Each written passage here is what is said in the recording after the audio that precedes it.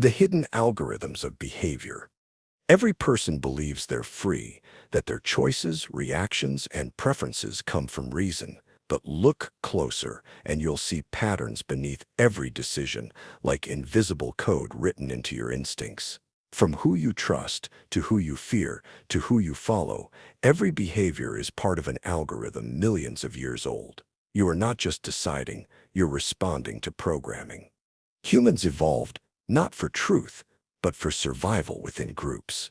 Your brain measures social acceptance as safety, rejection as death. Every joke you laugh at, every tone you mirror, every belief you defend, it's all driven by one command: belong or disappear. That's the foundation of every social pattern that governs the world. These hidden codes decide hierarchy before logic even joins the room. Confidence, tone, posture. They broadcast signals faster than words. People unconsciously read micro-behaviors: how long you hold eye contact, how quickly you reply, whether your movements look certain or hesitant. The group's collective mind sorts everyone into roles: leader, supporter, target, or threat, within seconds. Once you understand this, you begin to see it everywhere. You notice how those who hesitate get interrupted, how those who speak slowly seem wiser, how one well-timed pause controls a conversation better than shouting ever could. Power doesn't need dominance, it needs awareness. The advantage goes to those who can see the pattern in motion, who can predict reactions the way a chess player sees moves before they happen. They don't fight the algorithm, they use it. Take a moment to absorb that. Every social interaction is a test of awareness. The ones who understand human code don't have to manipulate. They simply stop being manipulated. And that brings us to the first rule of social strategy. Truth isn't what you say, it's how you say it. Honesty bias. Truth as a weapon. People love honesty, but only when it flatters them. That's the paradox. We praise truth as virtue, yet we punish it when it threatens comfort. So when someone speaks with blunt honesty, others don't hear truth, they hear danger. In social life, honesty works not because it's moral, but because it's rare. It creates a shock of trust. The brain evolved to relax when it hears something that feels unfiltered. That's why skilled persuaders use selective honesty. They reveal small, harmless truths to disguise larger motives. It's not lying, it's emotional engineering. Think of the salesperson who admits, "This model isn't the best we have, but it's the best for your needs." That single line disarms skepticism. The truth becomes camouflage. The listener lowers defenses, assuming transparency equals integrity. Honesty bias runs deeper than logic. People equate vulnerability with sincerity, and sincerity with safety. But every truth has a cost. Reveal too much, and you lose mystery. Reveal too little, and you lose trust. The balance lies in what sounds honest, not what is honest. The powerful use truth the way an artist uses color, sparingly, precisely, for effect. A confession can make people feel bonded. A secret can make them feel inferior. Both are tools in the same palette. The key is control. Never lie when a small truth will do. Never tell the whole truth when silence would serve better. Honesty's power lies not in morality, but in timing. Take a moment to reflect. How many times has honesty been used to make you trust faster than you should? And that leads to the next pattern, the invisible contract hidden inside every act of kindness. Reciprocity trap, the debt of kindness. The simplest way to control someone is to make them feel grateful. Gratitude is invisible handcuffs, soft enough to feel moral, strong enough to guide behavior. The human brain treats favors like currency. A gift triggers a psychological debt. Even if unspoken, it demands repayment. This is reciprocity bias, one of the most powerful forces in social interaction. Entire economies, relationships, and hierarchies depend on it. When someone helps you, your instincts whisper return it or feel guilt. That impulse builds social order, but it also creates vulnerability. Those who understand this can control others without threats, without arguments, without even appearing dominant. The pattern is ancient. Tribes survived because reciprocity built cohesion. But in modern life, it's been weaponized. Marketers offer free samples. Leaders do public favors. Manipulators give unsolicited help. Each act says, "You owe me now," wrapped in kindness. The dark advantage lies not in refusing reciprocity, but in managing it. Give strategically, not generously. Offer help that benefits others, but also binds them to you. Let gratitude replace obligation with loyalty. But there's another side. Learn to break invisible debts. When someone gives to control you, acknowledge the gesture, express thanks, and walk away. Gratitude expressed verbally neutralizes emotional debt. Power remains with the one who controls the exchange, not the one who overpays it. Take a moment to notice how every relationship you have balances on unseen favors. Who gives more? Who waits for repayment? And as you think of that, consider this: when someone seems powerful, it's rarely because they give more, it's because they take differently. The confidence illusion. Confidence doesn't prove competence. It predicts submission. People don't follow those who are right. They follow those who look certain. From evolution's point of view, confidence is a survival signal. The one who stands tall, speaks steady, and doesn't flinch must know the safest path, or at least act as if they do. The brain, wired for shortcuts, mistakes certainty for truth. This is the confidence illusion, the reason charisma beats reason, and why belief so often wins over facts. In every group, one person radiates calm authority while another hesitates, and without realizing it, the group crowns the first as leader. Confidence is contagious. It shapes perception even when it's faked. Studies show people rate identical statements as more credible when delivered with steady tone and eye contact. The same idea spoken nervously feels wrong, even if it's true.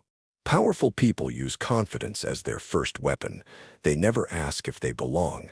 They act as if belonging was never in question, and because the human mind fears exclusion, everyone else adapts. But confidence can't be constant. It must feel real. Overconfidence backfires when it disconnects from results. True power lies in the rhythm of control, calm when others panic, direct when others hesitate, quiet when others shout. You don't need to feel confident to project it. You need control over your breath, tone, and timing. Fake the stillness first. The feeling will follow. Because in social systems, confidence doesn't follow power. Confidence creates it. And once power forms, another instinct awakens, the need to connect emotionally to whoever holds it. Emotional mirroring for control. Empathy isn't always kindness. Sometimes it's precision.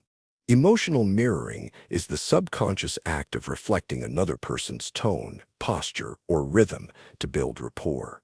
We all do it, nodding when they nod, softening our tone when theirs drops. It's the body's ancient language for safety. I am like you. You can trust me.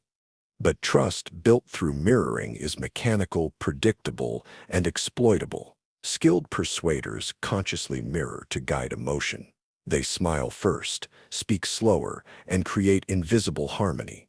Within seconds, the other person relaxes, thinking, "Finally, someone who understands me." That's the trap. The feeling of connection becomes permission. The mirrored feels safe, unaware they've synced to the other's tempo, and the one who controls the tempo controls the exchange. You can test this anytime. In conversation, subtly change your posture and watch how others follow. If they match your rhythm, you're leading. If you're matching theirs, you're following. Social dominance isn't volume, it's synchronization on your terms. But here's the warning. Empathy without boundaries turns control outward. Empathy with awareness turns control inward. Mirror only to observe, not to become. Because every reflection carries risk. Stay too long, and you forget which face is yours.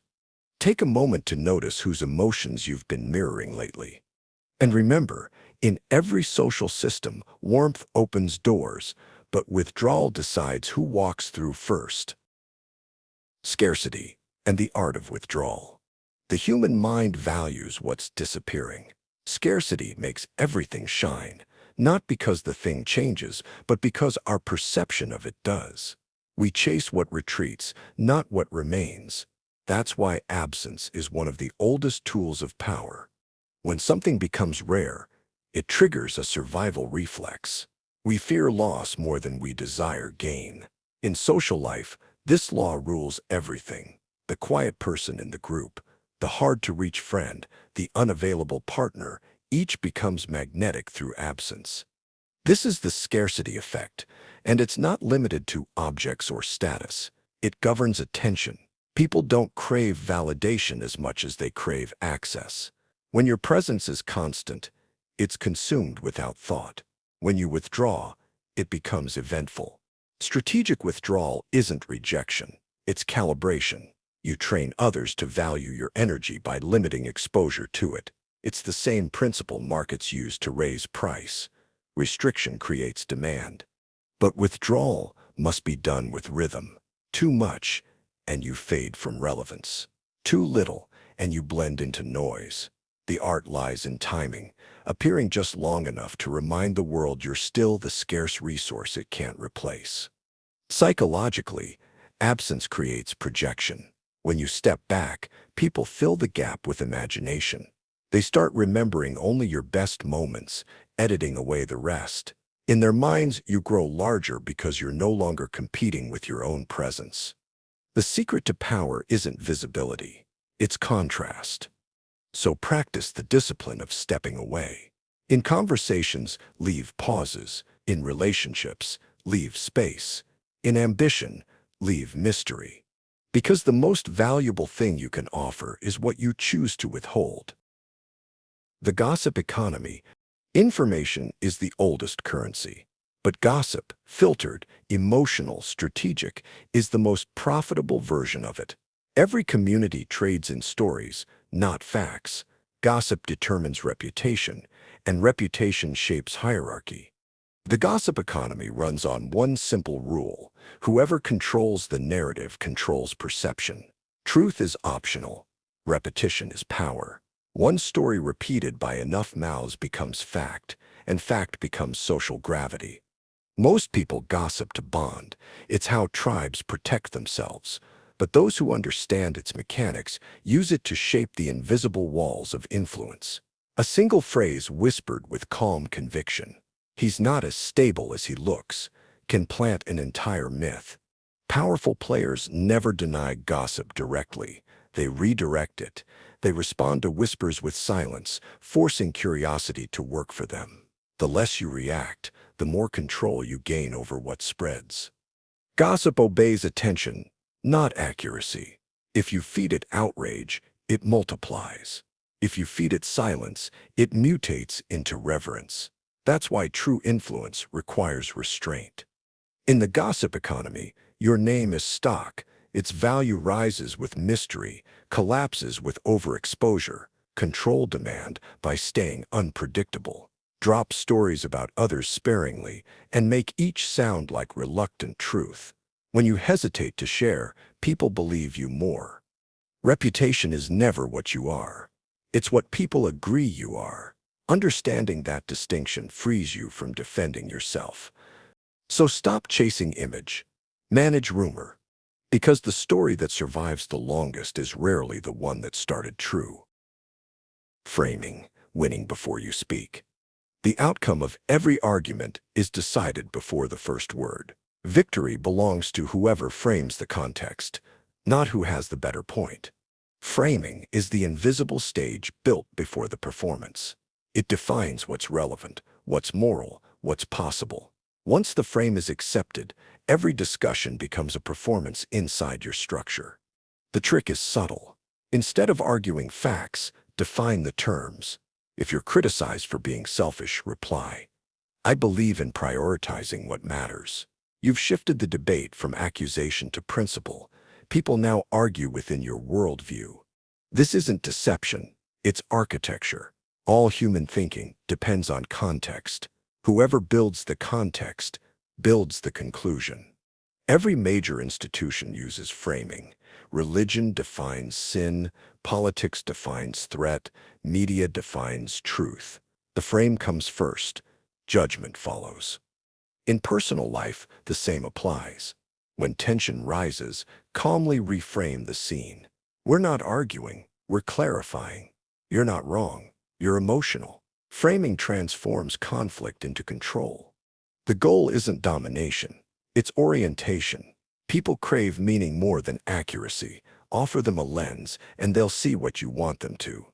But beware, others frame you constantly too. Learn to step outside their narratives before responding. Refuse their definitions, offer your own. Framing is invisible warfare. The best fighters win before anyone knows a battle began. So choose your words carefully, not for what they say, but for what they make impossible to say back. Status contagion. Status spreads faster than logic. It's contagious, a social virus that transfers through association, tone, and subtle cues of hierarchy. You don't need power to gain it. You only need proximity to it. People don't measure worth objectively. They borrow their evaluations from others. If a person of status treats you as equal, others assume you belong in the same category. That's status contagion, influence through reflection. Every society, every workplace, every circle runs on perception layers. The few at the top project, calm, control, and certainty. Those traits cascade downward like gravity. The closer you stand to that calm, the more it coats you. This is why alignment matters more than argument. Don't try to convince high-status people. Position yourself near them. Speak their language, mirror their pace, use their silence. Humans trust resemblance over reasoning. In social ecosystems, people track dominance through subtle signs. Who interrupts whom, whose laughter lingers longest, who occupies stillness comfortably. You can mimic these signals before you ever earn them. Perception creates belief, and belief attracts validation. But here's the paradox. Chasing status reveals low status. The powerful appear indifferent. Want less, signal more. Act as if your value is constant, and others adjust theirs around you. Status contagion isn't imitation, it's calibration. So before you speak, align your rhythm with those who lead. Let their gravity bend toward you until people forget where it started. Because proximity to power eventually feels like possession of it. Emotional debt and silent leverage. Every emotional exchange creates balance, a silent ledger of care, comfort, and attention. The moment you soothe someone, you gain quiet influence. They may not realize it, but their mind records a debt. Emotional debt is invisible currency. It binds people more tightly than money ever could. We repay those who make us feel seen, but in that gratitude hides surrender, the surrender of autonomy. When you console someone, you gain their trust. When you listen deeply, you gain their secrets. And once you hold secrets, you hold leverage. That's why the emotionally generous often become powerful. Their warmth becomes surveillance. But leverage doesn't mean exploitation. True mastery lies in restraint. Use emotional debt not to control directly, but to stabilize the balance of connection. Knowing what you could use gives you confidence. Not using it gives you authority. Most people repay emotional debt without noticing, through loyalty, silence, or small concessions. The moment you sense that, you understand the mechanics of invisible power. This pattern also works in reverse. Those who flood you with sympathy often aim to collect. Be wary of overcomfort. The constant helper is rarely selfless. They're buying emotional credit. The dark truth is that care is never neutral. Every comfort shifts the power dynamic, gently, quietly, irreversibly. So give warmth wisely, receive it consciously, and always know which side of the ledger you're on. Because the most binding debts are paid with feelings, not money. Predictability kills influence. People trust what's familiar, but follow what's unpredictable. Predictability creates comfort, and comfort erases mystery. The moment others can forecast your next move, they stop needing to pay attention. Social power depends on tension. When people can't quite read you, their minds stay engaged. They replay your words, study your silences, wonder about your motives. That curiosity becomes gravity, the quiet pull that holds attention longer than charm ever could. Predictability, on the other hand, creates invisibility. The dependable become necessary but uninteresting. They're trusted but rarely followed. They're admired but never feared.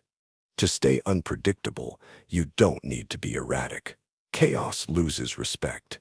The art lies in subtle variation, doing what's expected most of the time, but breaking the pattern just enough to reset perception. Pause where others speak. Smile when tension rises. Decline praise you could easily accept. These small ruptures remind others they haven't fully understood you. Power lives in that uncertainty. The less predictable you are, the more people project intention onto your choices. They start reading wisdom into silence, depth into pause, and strategy into coincidence. But unpredictability must never become performance. Forced mystery looks desperate. True mystery is rhythm, consistency laced with surprise. It's reliability of character with unpredictability of action. When you master this, people will keep watching even when you're still. Because curiosity is control, and predictability kills it. Charm is controlled vulnerability. Charm is often mistaken for confidence, but its real power comes from selective vulnerability, the ability to seem open without exposing anything important. Vulnerability attracts trust because it feels rare. It lowers defenses and invites connection. But when unguarded, it drains authority. The key lies in control, revealing just enough to humanize yourself, never enough to compromise mystery. Charming people share carefully chosen imperfections, small confessions that make others feel closer, a self-deprecating joke, an honest reaction, a story that feels unscripted. But behind the curtain, every word is calibrated. Their openness is choreography, not surrender. This is the paradox of social magnetism. People don't bond through perfection, they bond through relatability. Controlled vulnerability creates that bridge. The listener feels intimacy. The speaker gains influence. The charm lies in pacing, knowing when to open the door and when to close it. Oversharing breeds weakness, silence breeds distance, but the sweet spot, just enough transparency to invite empathy, becomes irresistible. To practice this, share emotion without explanation. Say, "That moment changed me," but never say how. The audience will fill in the gaps with their imagination. They'll write your story for you, and the story they invent always flatters the one they admire. Charm isn't loud. It's restraint disguised as warmth. So don't try to be likable. Be slightly open, quietly distant, and always deliberate. Because charm isn't honesty, it's emotional architecture. The fear of disapproval. The fear of being disliked rules more people than desire for success ever will. It's the invisible leash that keeps most from speaking freely, leaving, or saying no. And whoever doesn't fear disapproval controls those who do. Humans are tribal animals. For most of history, rejection meant death. That instinct hasn't vanished. It's evolved. Now it appears as social anxiety, over-apologizing, constant validation seeking. People conform not from reason, but from survival reflex. This fear creates hierarchy. Those who withhold approval hold power. A calm, unreadable person becomes magnetic because others subconsciously crave their validation. Every smile, every nod, every word becomes reward. If you wish to understand control, study this pattern. Notice how the silent or selective become leaders without effort. They speak little, but everyone waits for their reaction. That pause, that moment of uncertainty, is the invisible crown. To free yourself, you must reverse the reflex, stop chasing approval, start observing its effect on others. When you no longer need to be liked, you become impossible to manipulate.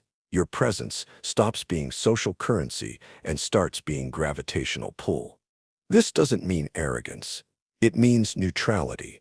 The approval-free person moves through rooms like still water, unaffected, unpredictable, self-contained, and the world bends subtly around that stillness, because the one who needs nothing can influence everyone. The mimicry advantage.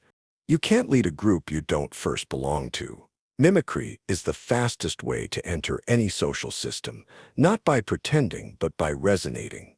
Every environment has rhythm, tone, humor, vocabulary, even body language.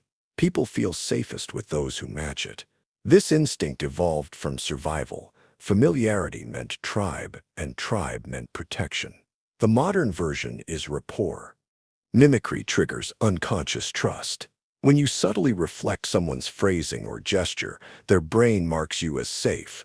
The effect is automatic. They like you without knowing why. But mimicry done well isn't flattery. It's precision. You don't copy, you calibrate. Watch how seasoned negotiators or politicians shift posture depending on who they're speaking to. They modulate tone, mirror energy, and build bridges faster than logic ever could.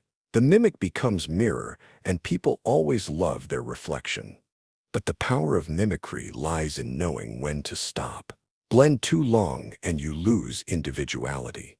The exit must feel gradual, timed just after connection locks in. Once trust forms, slowly reintroduce your true rhythm. They'll adjust to you without noticing. Social shapeshifting isn't deceit, it's empathy used strategically. So mimic, merge, and then lead. Because every mirror that reflects long enough eventually starts directing the light. Politeness as social armor. Politeness is often mistaken for weakness. In truth, it's camouflage. It hides calculation behind courtesy and buys time behind smiles. The sharpest minds use manners not to submit, but to observe. Politeness slows tempo. It turns confrontation into ceremony, forcing others to reveal themselves. A polite tone disarms aggression, leaving your opponent looking emotional, you looking composed. That contrast earns silent points in every social exchange. People underestimate those who stay calm. The louder someone gets, the more power they appear to hold, but in reality, volume burns authority. Politeness keeps yours intact. It's a shield made of patience. The trick lies in intention. Politeness isn't about appeasement, it's about control. A please delivered slowly can sound like command. A thank you can close a conversation without consent. When used deliberately, courtesy turns subservience into dominance in disguise. Every interaction is an exchange of rhythm. The polite person controls pace. They decide when tension peaks and when it deflates. Aggressive people exhaust themselves trying to provoke a reaction that never arrives. But remember, politeness without boundary becomes weakness. Use it until it serves its purpose, then pivot. Behind every soft tone must rest a silent edge. So speak gently, but never submissively. Smile, but never fully. Because in a world addicted to aggression, politeness is the most sophisticated weapon left. The sympathy manipulation. Sympathy looks soft, but it's one of the hardest forces to resist. People will question logic, defy rules, even abandon loyalty, but they rarely ignore someone who seems hurt. That instinct makes sympathy the most elegant weapon in human behavior. When someone tells you their pain, your defenses drop. You want to comfort, to help, to prove you're good. That impulse comes from deep survival wiring in tribes. Compassion increased cohesion, which increased survival. Modern manipulators simply use that wiring as leverage. The sympathy pattern works because it disguises control as kindness. The victim role lowers power in appearance while raising it in influence. Those who appear wounded shape the behavior of those who appear strong. Entire relationships, workplaces, even nations can be guided by those who master the art of seeming fragile. The trick isn't in pretending to suffer, it's in revealing weakness selectively. A single story of mistreatment can silence criticism. A hint of sadness can buy forgiveness. The world forgives pain faster than it forgives power. Recognize the pattern, both in others and yourself. Ask, is this emotion communication or strategy? Does it seek connection or concession? True empathy listens. False empathy expects. When used consciously, sympathy can stabilize chaos, soothing tempers, redirecting hostility. But when used unconsciously, it becomes manipulation disguised as virtue. So offer comfort wisely. Feel deeply, but act deliberately. Because those who crave sympathy often seek something stronger, control wrapped in innocence. How uncertainty creates desire. Desire doesn't come from knowing. It comes from guessing. Certainty satisfies the mind, but kills the imagination. The unknown keeps people attached because it keeps them searching. Humans evolved to chase patterns that promise reward but deliver unpredictably. It's the same mechanism that fuels gambling, obsession, and attraction. When reward is inconsistent, attention deepens. That's why uncertain affection feels addictive, why unanswered messages echo longer than replies. In social systems, unpredictability keeps people invested. If your approval, attention, or presence feels intermittent, it creates tension. The brain starts chasing closure, mistaking anxiety for attraction. That's the dark pattern behind charisma. Never give people complete understanding. Mystery works because it creates gaps, and the human mind can't stand gaps. It fills them with fantasy, often better than truth. Leave space between appearances. Answer questions halfway. Withdraw when curiosity peaks. Every pause becomes a hook. But timing matters. Too much mystery breeds frustration. Too much clarity breeds boredom. Alternate between distance and access. Rhythm creates attachment stronger than logic ever could. Desire at its core isn't about wanting something. It's about not fully having it. The moment you're completely understood, you become safe, and safety rarely inspires fascination. So stay just beyond reach. Be kind, but never transparent.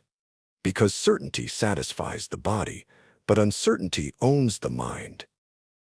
Predict power through reactions. Power isn't always visible. You can't measure it by wealth, titles, or words, but you can detect it instantly through reactions. Whoever reacts least usually holds control. Every social exchange is a test of influence. Someone pushes, someone absorbs. Someone flinches, someone absorbs.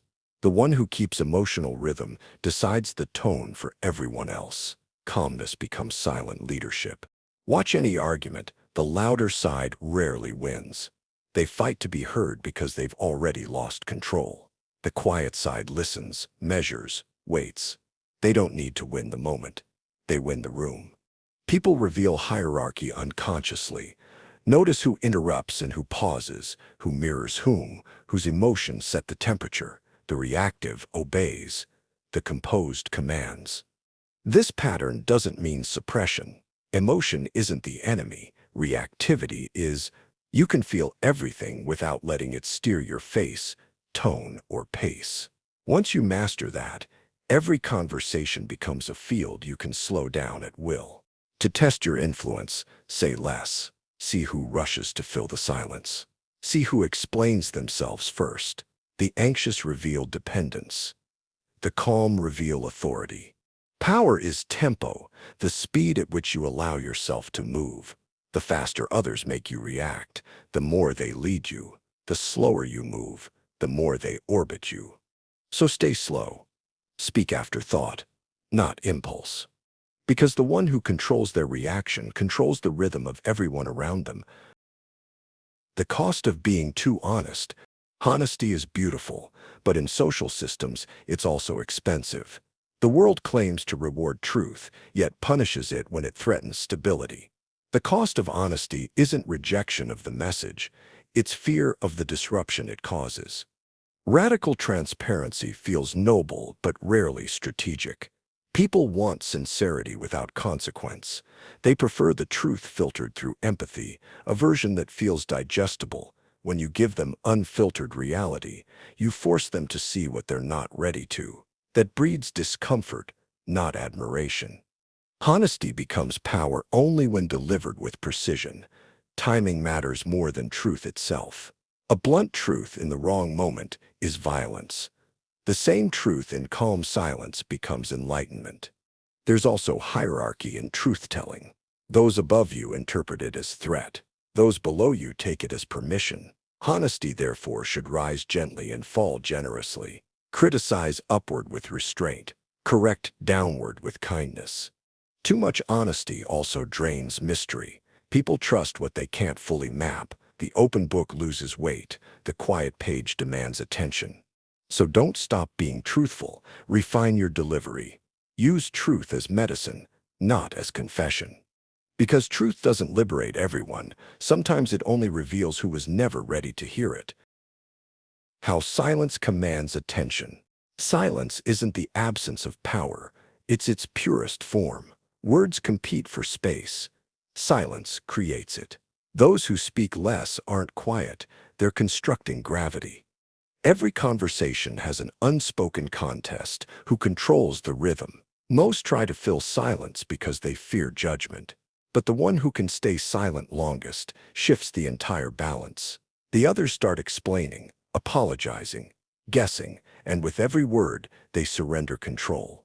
Silence forces imagination. When you don't answer immediately, people fill the gap with their own thoughts, often more flattering than reality. They assume depth where there's simply calm. That illusion alone makes silence powerful. But silence must be deliberate. Passive quiet feels weak. Strategic quiet feels magnetic. It's not about refusing to speak. It's about knowing that not speaking is a statement. Use silence to reset tension. In conflict, pause before replying. In persuasion, pause after truth. In leadership, pause before decision. Every pause plants uncertainty, and uncertainty draws attention. The art lies in confidence. Silence without self-trust feels like fear. Silence with awareness feels like authority. Try it. The next time someone challenges you, breathe. Look, say nothing. Watch how quickly the energy changes. Because silence isn't emptiness, it's the sound of control. The authority reflects. Humans are born followers. Long before reason, there was hierarchy, and the instinct to obey whoever looked certain enough to lead. This reflex still runs beneath every interaction, every system, every crowd. Authority doesn't always come from rank or skill. It comes from signals, tone, posture, stillness. When someone speaks without hesitation, the mind assumes they must know something you don't. This illusion built civilizations and destroyed them just as easily. You can test this anywhere. Speak first, speak calmly, and watch how people adjust their breathing to match yours. Give short instructions instead of explanations. The moment they start following your rhythm, you've already taken command. The authority reflex is ancient biology disguised as modern civility. In tribes, obeying a confident voice meant safety. In cities, it still does. That's why people cling to certainty, even when it's wrong. The appearance of order feels safer than the chaos of truth. Understanding this reflex means never confusing authority with wisdom. The loudest aren't always right, but they often win. The quiet who radiate certainty, however, win deeper. Their control doesn't rely on noise. It relies on atmosphere. To use this reflex well, never demand obedience. Invite it through presence. The mind submits naturally when it senses stability. So stand still. Speak less. Lead rhythm before thought. Because authority isn't given, it's recognized by instinct. The herd safety instinct. The greatest fear isn't failure or pain. It's isolation. To be alone is to be vulnerable. To belong is to survive. That instinct built the herd, and the herd built civilization. But inside every crowd still hides the same rule. Safety belongs to the majority. Power belongs to the few who stand just outside it. Humans mirror behavior unconsciously. We look to others for proof of what's acceptable. If a room laughs, we laugh. If it frowns, we adjust tone mid-sentence. The herd instinct regulates every conversation, every belief, every social ritual. It's not logic, it's evolution whispering, stay close or die alone. But the herd's comfort has a cost. Mediocrity. The group protects you from risk, but traps you in sameness. True influence requires distance, not rebellion, but slight deviation. The leader is always near the crowd, never within it. You can feel this at meetings, parties, or even online.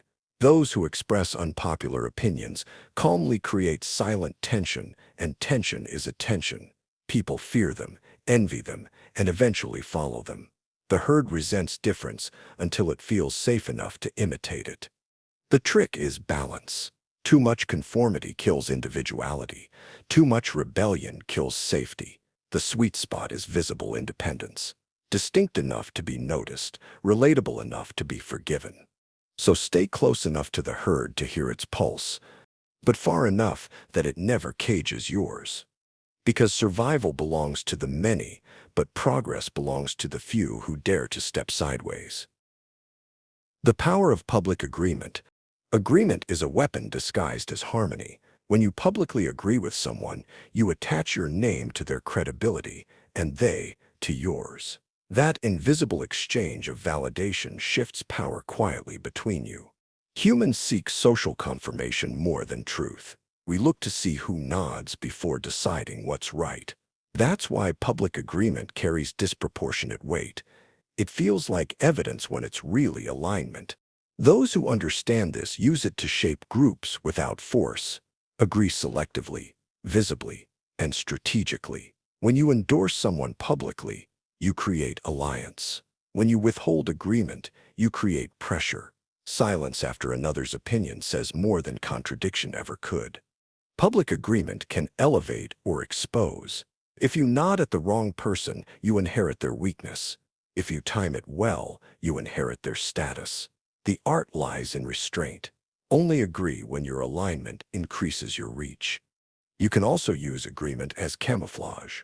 Agree outwardly while building influence privately.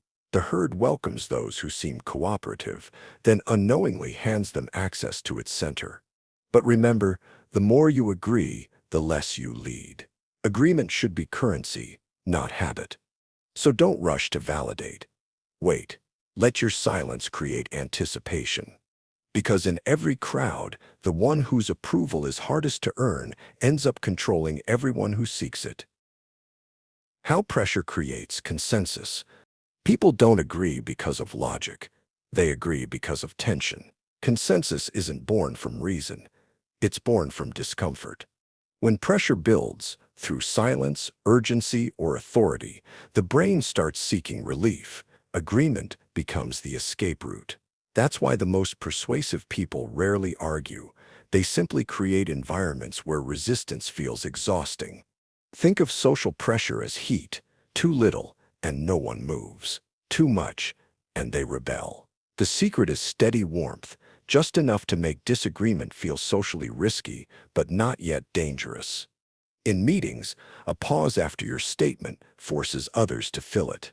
In negotiation, maintaining stillness after naming a term makes the silence unbearable. They'll often agree just to end it. That's not intimidation. It's behavioral design. Humans equate agreement with safety. The more united a group sounds, the safer it feels. So once a few people nod, others follow automatically.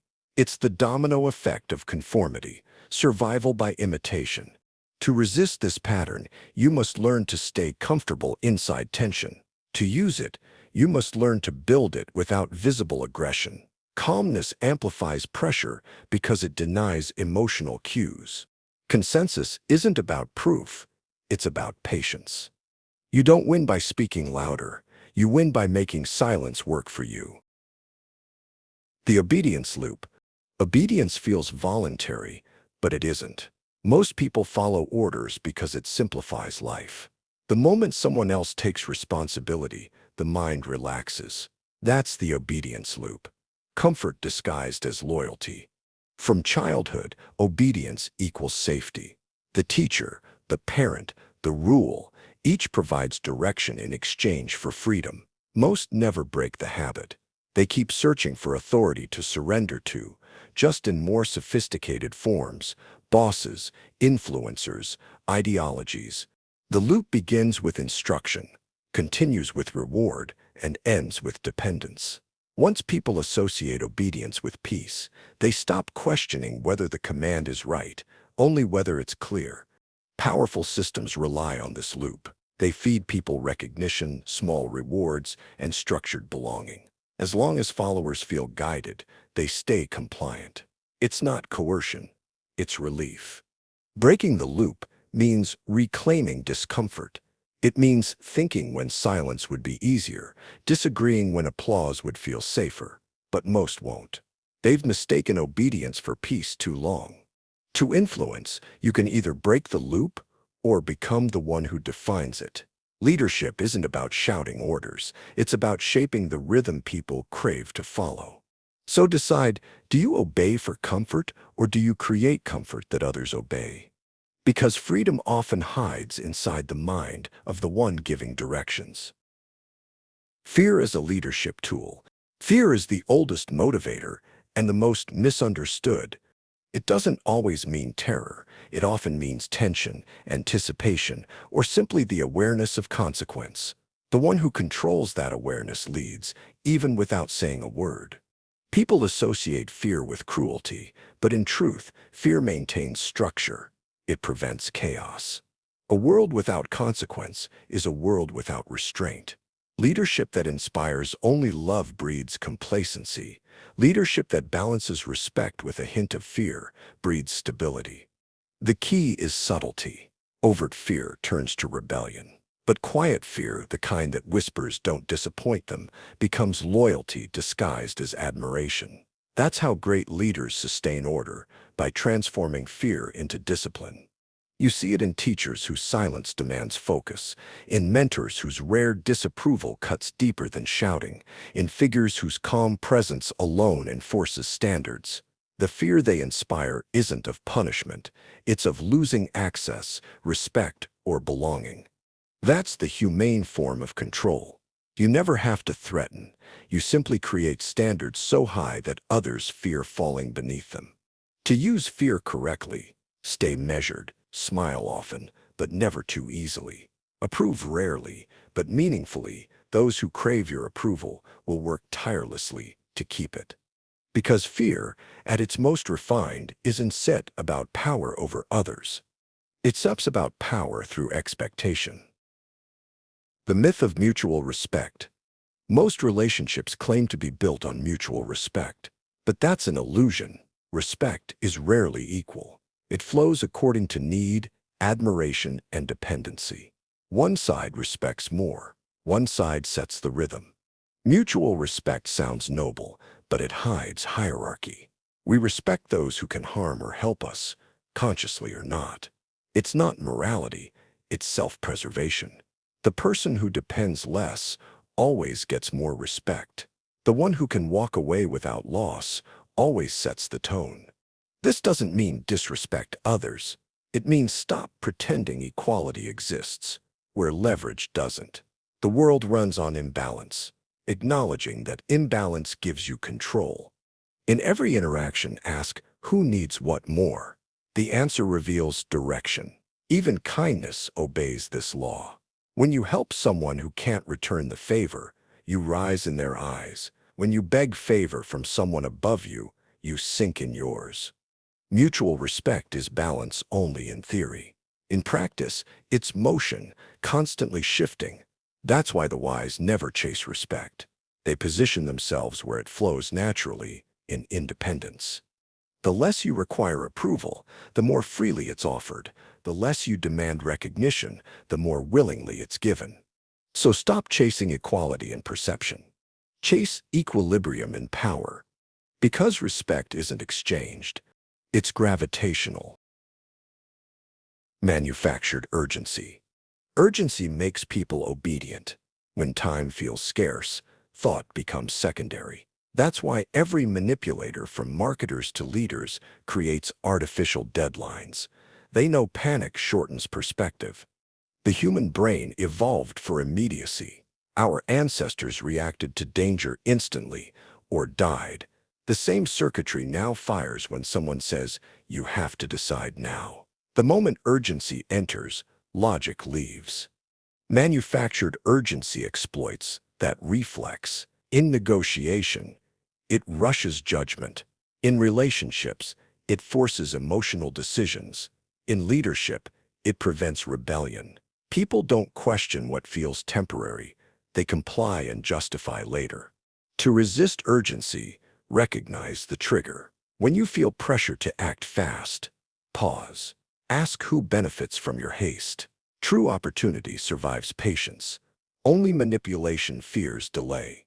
To use urgency well, inject it selectively. A slow leader loses momentum. A strategic one uses urgency to create motion. The secret is balance. Apply pressure without panic. Let people feel speed, not desperation. The illusion of now or never controls most of modern life. But those who see through it hold time like a weapon. Because in every system, whoever controls the clock controls the crowd. Rewarding compliance quietly. Reward is more powerful than punishment, but only when it's silent. Loud praise inflates ego. Quiet reward builds devotion. Humans crave recognition more than they crave fairness. When you acknowledge someone subtly, you make them chase that acknowledgement again. The cycle repeats until obedience becomes habit. Public praise creates competitors. Private approval creates loyalty. It tells the recipient they're seen differently, chosen quietly, valued privately. That intimacy becomes addictive. The louder the world gets, the more people crave quiet validation. To use this pattern, reward behavior without announcement. A nod instead of applause. A brief word instead of ceremony. The mind attaches more meaning to what feels exclusive.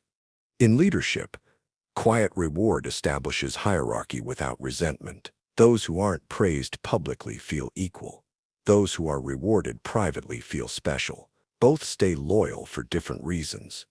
In relationships, the same rule applies. Constant affirmation dulls impact. Occasional, precise appreciation builds trust, stronger than daily flattery ever could. The world's most effective motivators rarely shout approval. They whisper it. Because the quiet "well done" lasts longer than any public celebration ever will. How rules breed submission. Rules create safety, but they also create dependence. The more structured a system becomes, the more it limits imagination. People stop thinking and start following. That's how authority transforms from guidance into obedience. Rules work because they reduce uncertainty. They relieve individuals from the burden of deciding. But over time, this relief turns into reliance. The obedient stop asking whether the rules still make sense. They just seek permission to follow it. The pattern appears everywhere. Schools that teach memorization instead of thought, organizations that reward consistency over innovation, relationships where boundaries replace communication. In each, rules create peace, but they also cage freedom. The dark truth is that rules don't need to be enforced once they're believed. A society that polices itself doesn't need guards. A person who fears breaking invisible norms doesn't need chains. To use this knowledge well, design rules that protect but never explain everything. Leave space for interpretation. Ambiguity makes people self-regulate. They'll try harder to avoid disappointing you than they ever would to escape punishment. But to stay free, question every rule, even your own. Systems you don't examine quietly become prisons you maintain yourself. Because every rule starts as protection and ends as surrender if left unchallenged. The halo effect of confidence. People don't see you as you are. They see you through shortcuts. Confidence is one of those shortcuts. It creates a halo, a single visible trait that colors every judgment that follows. When you act assured, Others assume competence, intelligence, even morality. It's an old instinct. In uncertain environments, following the calmest person was often survival. The same wiring still guides modern perception. Confidence doesn't prove truth.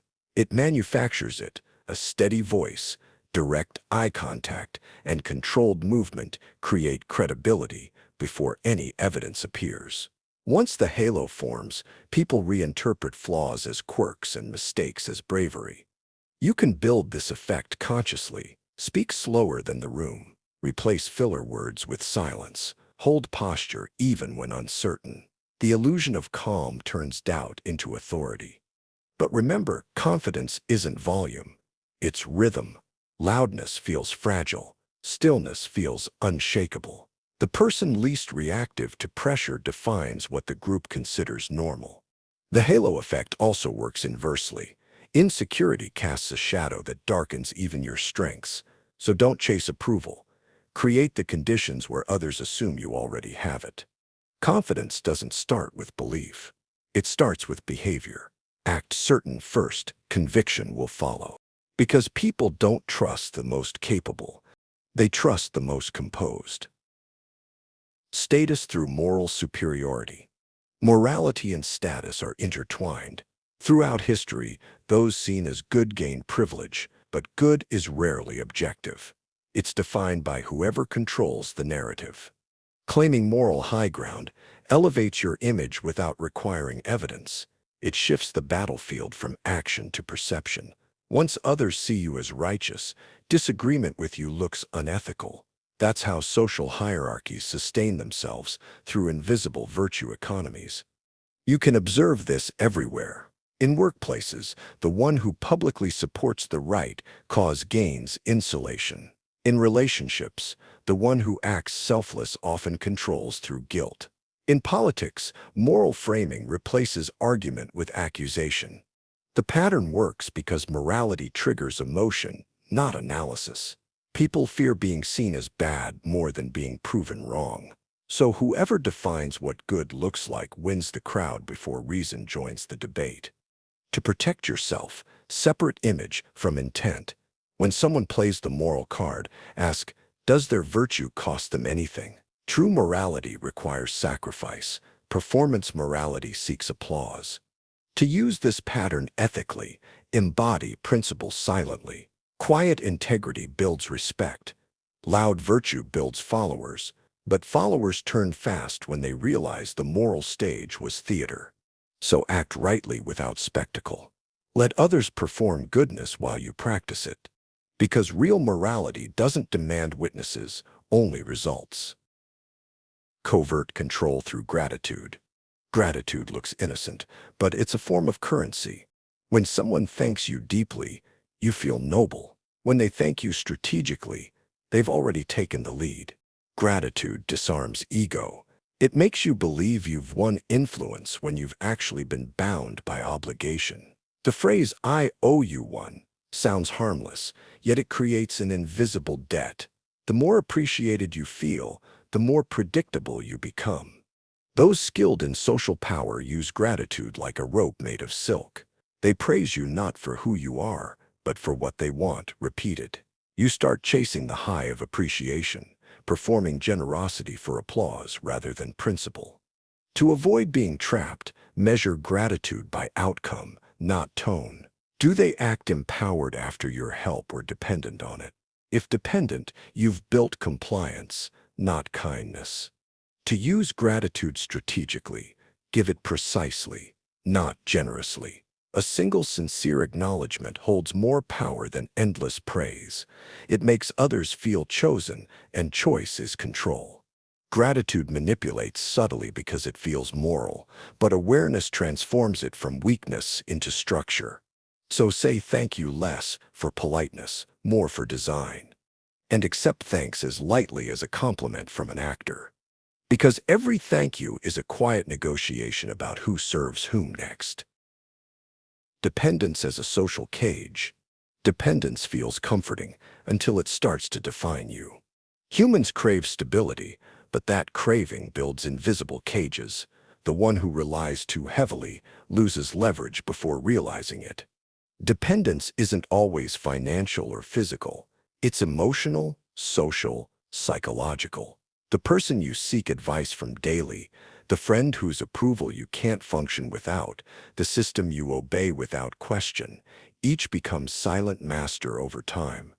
Dependence trades freedom for certainty. It replaces autonomy with ease. But comfort earned through dependence always collects interest. The moment you can't act without someone's reaction, you're already owned. Powerful people cultivate the opposite optionality. They maintain multiple paths, skills, and resources, so no single connection defines them. That freedom creates subtle dominance. Others feel replaceable. They don't. To escape dependence, practice discomfort. Make small independent decisions. Learn skills you outsource. Detach slowly until connection becomes preference, not necessity. To lead others, foster dependence. Ethically, become so reliable that removal of your presence feels like collapse, but never trap yourself in someone else's comfort system. Freedom is not separation, it's elasticity. Be close, but never captive. Because the cage you build for comfort always locks from the inside. The comfort trap. Comfort is disguised decay. It whispers, "You've earned this," while quietly softening your edges. The more comfortable you become, the less adaptable you are, and the less adaptable, the easier you are to control. The comfort trap appears harmless. A stable routine, predictable praise, familiar people. Each feels safe, but safety without challenge breeds stagnation. The moment you stop experiencing friction, someone else is moving faster than you. Systems use comfort to keep people compliant. Workplaces offer stability instead of growth. Societies reward predictability instead of originality. Comfort is control disguised as kindness, a warm cell that doesn't look like one. The antidote is small, deliberate discomfort. Voluntary challenge keeps the mind sharp. When you choose discipline, the world loses its leverage over you. Nothing can threaten someone who's learned to live without ease. Powerful people never chase comfort. They use it as rest between battles. They know peace has an expiration date. So treat comfort like fire. Warm yourself briefly, then move on before it burns you slow. Because nothing imprisons more gently than the things that feel safe. False fairness and hidden bias. People worship fairness as if it were truth, yet almost no one defines it the same way. Fairness feels objective, but it's just bias that learned manners. Everyone's version of fair conveniently centers on themselves, their effort, their values, their pain. That's why appealing to fairness rarely changes outcomes. It only reveals how personal justice is. When someone says, "That's not fair," what they mean is, "That doesn't favor me enough." The illusion of fairness exists to make inequality easier to accept. Power hides inside that illusion. The systems that rule us, legal, corporate, social, maintain legitimacy by pretending fairness exists. But look closely, and you'll see how equal treatment still benefits those who design the rules. Fairness is just bias, institutionalized. In personal life, the same dynamic unfolds quietly. The friend who says, "Let's split it evenly," knows who ordered less. The colleague who insists on equal credit already measured contribution. Fairness becomes performance, an agreement to keep peace rather than pursue accuracy. The most skillful use of false fairness is narrative. If you convince people that your advantage is balanced by duty, they'll defend your position for you. Kings use divine right. Leaders use responsibility. Lovers use sacrifice. All mean the same thing. I get more because I bear more. To see through hidden bias, detach emotion from fairness. Ask, who defines what's fair here? Once you locate the author, you locate the agenda. Use fairness like a tool, not a faith. Frame your actions as equitable, even when strategic. Appear just. Act calculated. The world rewards optics more than ethics. Because fair is never neutral, it's just the prettiest mask power wears. How pity replaces respect. Pity feels kind, but it's poison disguised as care. The moment someone pities you, they stop seeing you as equal. You become a story they tell themselves to feel compassionate. Humans love pity because it flatters the giver. It makes them feel virtuous without requiring sacrifice. That's why pity is more about hierarchy than empathy. One side gives from comfort, the other receives from weakness. When people pity you, they take ownership of your narrative. You become the lesson, the cautionary tale, the moral symbol. It sits soft control, but control nonetheless. They feel entitled to advise you, direct you, even rewrite your choices for your good. Pity replaces respect because it shifts focus from your effort to your fragility. The world stops expecting excellence from you. It starts celebrating survival instead. And while that sounds compassionate, it's the quiet death of power. To break free, reject sympathy that doesn't empower you. Thank them. Then act as if you need nothing. Strength makes pity retreat faster than argument ever will. The moment you stop performing weakness, the audience stops clapping for it. If you want influence, offer understanding instead of pity. Understanding sees people as equals. Pity sees them as props. One builds connection. The other builds dependence. Use pity only as mirror to reflect who in the room enjoys it too much. They're the ones who use compassion to climb. Because pity is never about love. It's about hierarchy made gentle. The soft power of praise. Praise looks like a gift, but it's a leash if you give too much of it or receive it too eagerly. Compliments guide behavior better than commands because they disguise direction as approval. Humans crave recognition more than they crave freedom. A single well done can redirect someone's entire path.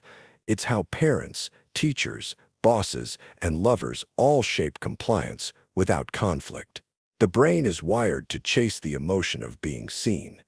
That's why the shrewd use praise sparingly. They give just enough to make others dependent on earning more. It's a currency that doesn't cost anything, yet buys incredible loyalty. But there's a darker layer. Praise defines standards.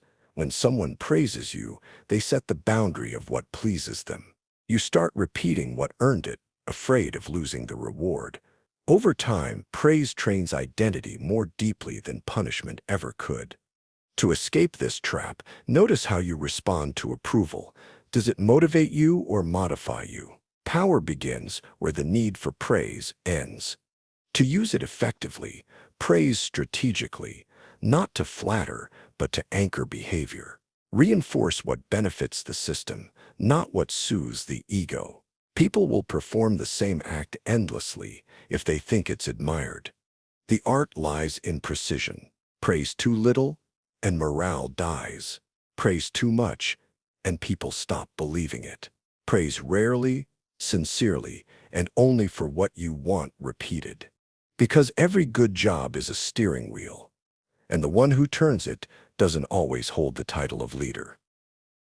Why followers need enemies. Every crowd needs a villain.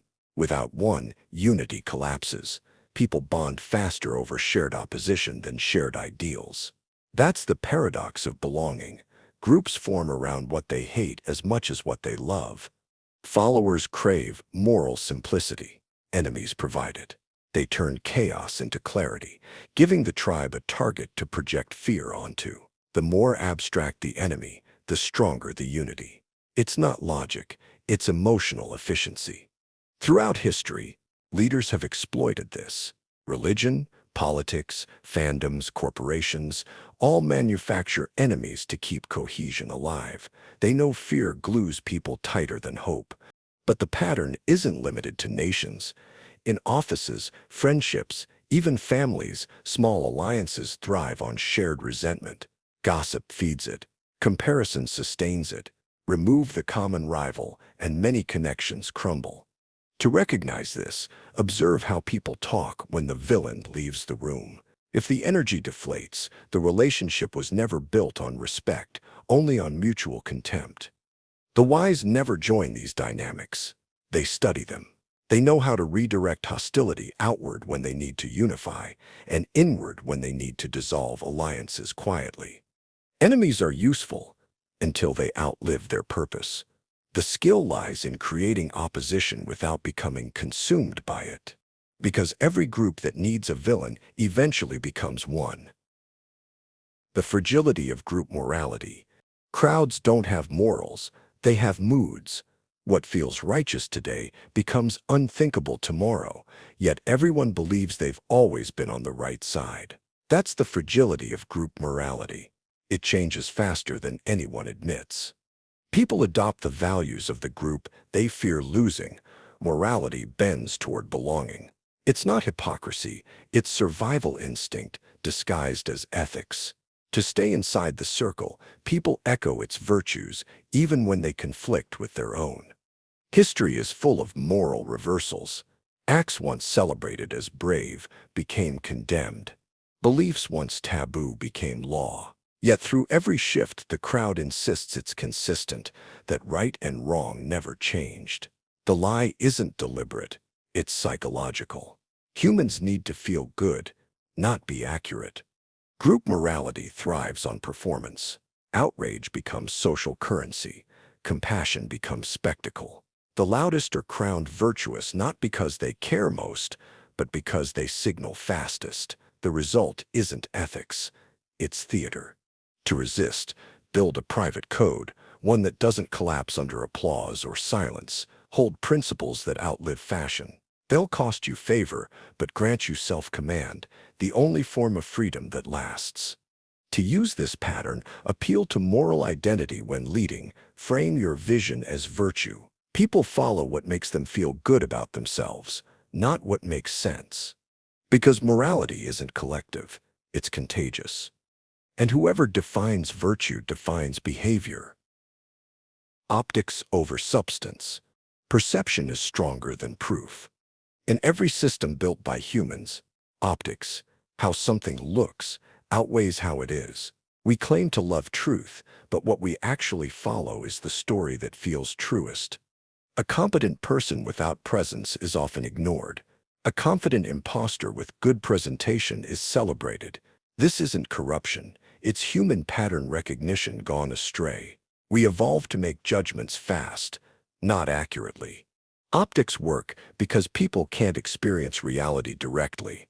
They experience the appearance of it: tone, framing, confidence, lighting, reputation. Every detail that surrounds the truth becomes more persuasive than the truth itself. You see this everywhere.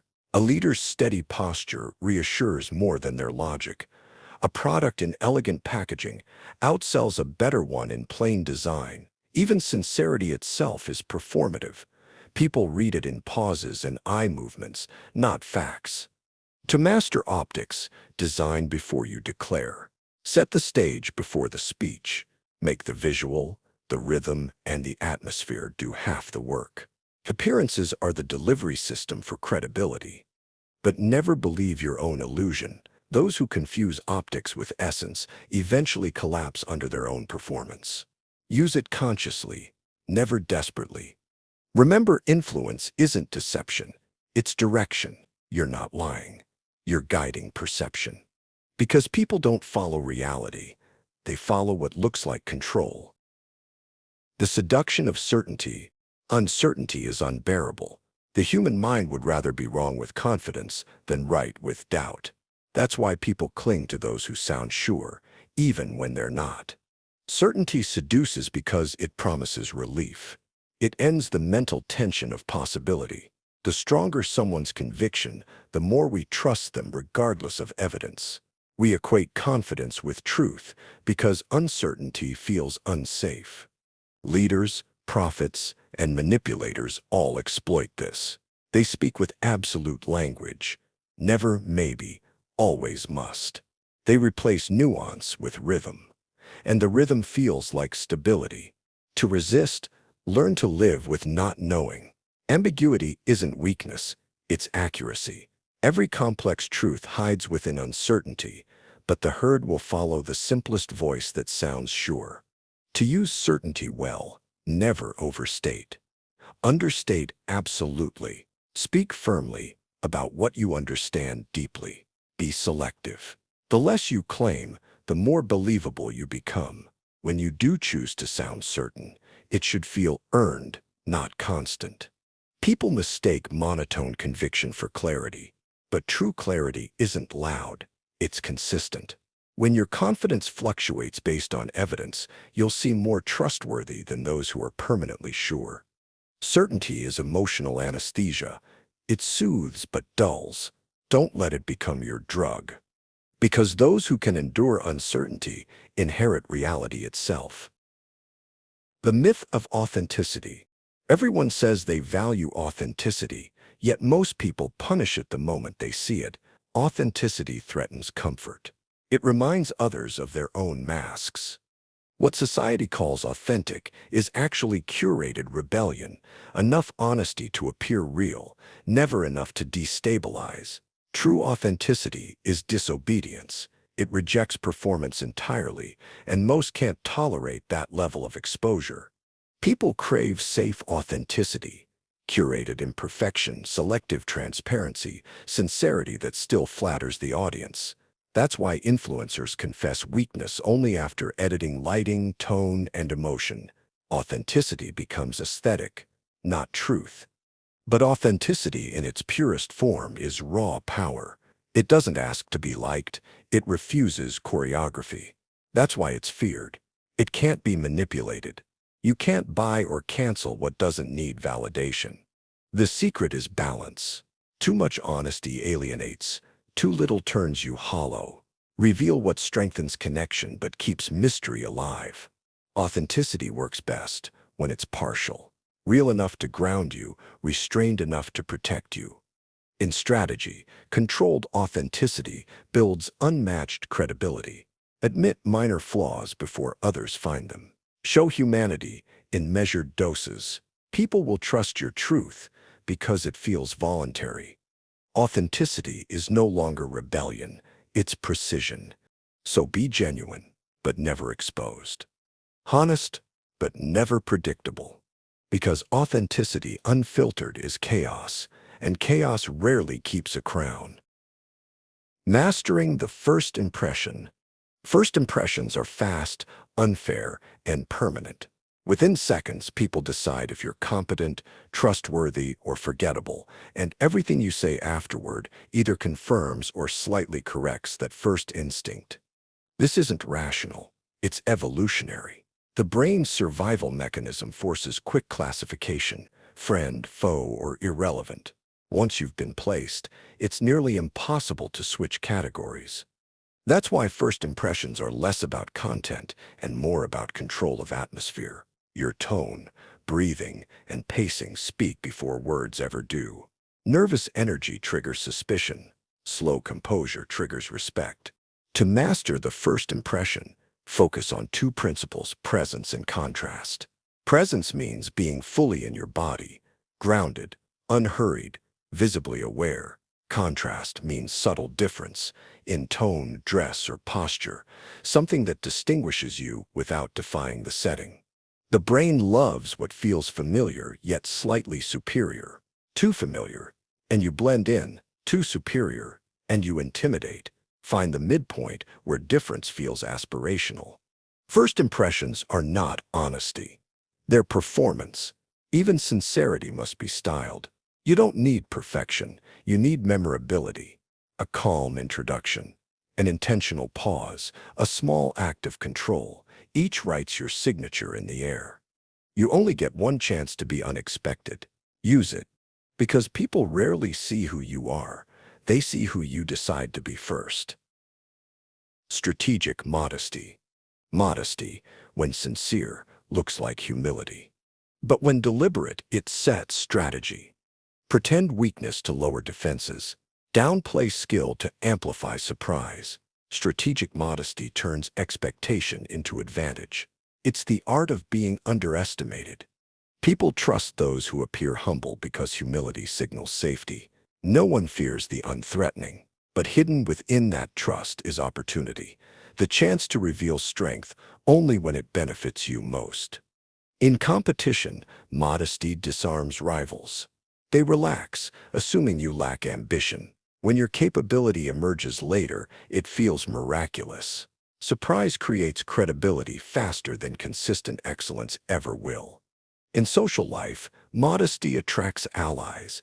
Arrogance isolates, but modesty invites protection. Others invest in those they think need them, not those who intimidate them. The wise accept help they don't need to build bonds they'll later use. But modesty must never feel false. Forced humility smells of manipulation. You must genuinely release ego while silently keeping confidence. Strategic modesty isn't submission, it's misdirection. You're not denying your power, you're disguising it. Let others underestimate. Let them speak louder, show earlier, boast more. Then move when it matters, quietly and completely. Because the most dangerous person in the room is never the one who looks it. The confidence mirage. Confidence doesn't prove strength. It performs it. It's theater so convincing that even the actor begins to believe it. The world follows those who project certainty, not because they are always right, but because everyone else is afraid of being wrong. Confidence works like light. It doesn't change the shape of an object, but it determines how it's seen. A hesitant truth looks weaker than a bold lie. The difference isn't in accuracy, it's in delivery. People believe energy before evidence. That's why those who speak firmly control perception. They don't apologize for tone or fear silence. Their stillness, their lack of visible doubt, makes uncertainty look like command. In meetings, relationships, debates, everywhere, confidence creates authority long before logic can. But the mirage must be managed. Too much confidence looks delusional. The secret lies in rhythm, alternating conviction with humility just enough to appear real. The confident who occasionally admit ignorance gain twice the trust of those who claim perfection. Confidence isn't arrogance. It's calm amid noise, composure amid chaos. It's the quiet suggestion that you've seen more than you say. People don't need proof. They just need to feel safe in your assurance. So when uncertainty floods the room, slow down. Breathe before speaking. Look at the person who looks away. The body that moves slowest becomes the anchor. Confidence isn't the absence of doubt. It's the decision to move anyway. And that's the illusion that keeps the uncertain following you long after they've forgotten why. Scarcity signals and value illusions. Value doesn't exist on its own. It's assigned, and scarcity, whether real or staged, multiplies that value instantly. People don't crave abundance. They crave what looks harder to get. Scarcity taps into primal survival logic. In early tribes, rare things, food, water, shelter, meant safety. Modern life replaced those with social currency, time, attention, and access. That's why the busiest appear important, the unavailable appear desirable, and the limited appear divine. You can create scarcity without deception. Delay response. Limit access. Deliver less often, but with precision. The mind fills absence with worth. Every time you say no, you raise your perceived value. Every yes spent cheaply dilutes it. Scarcity also amplifies gratitude. When something rare appears, people overvalue it emotionally. They'll excuse flaws, forgive lateness, and forget logic. The less available you are, the more memorable you become. But beware false scarcity. Too much withdrawal breeds resentment, not respect. People value what's rare, not what's unreachable. The rhythm matters.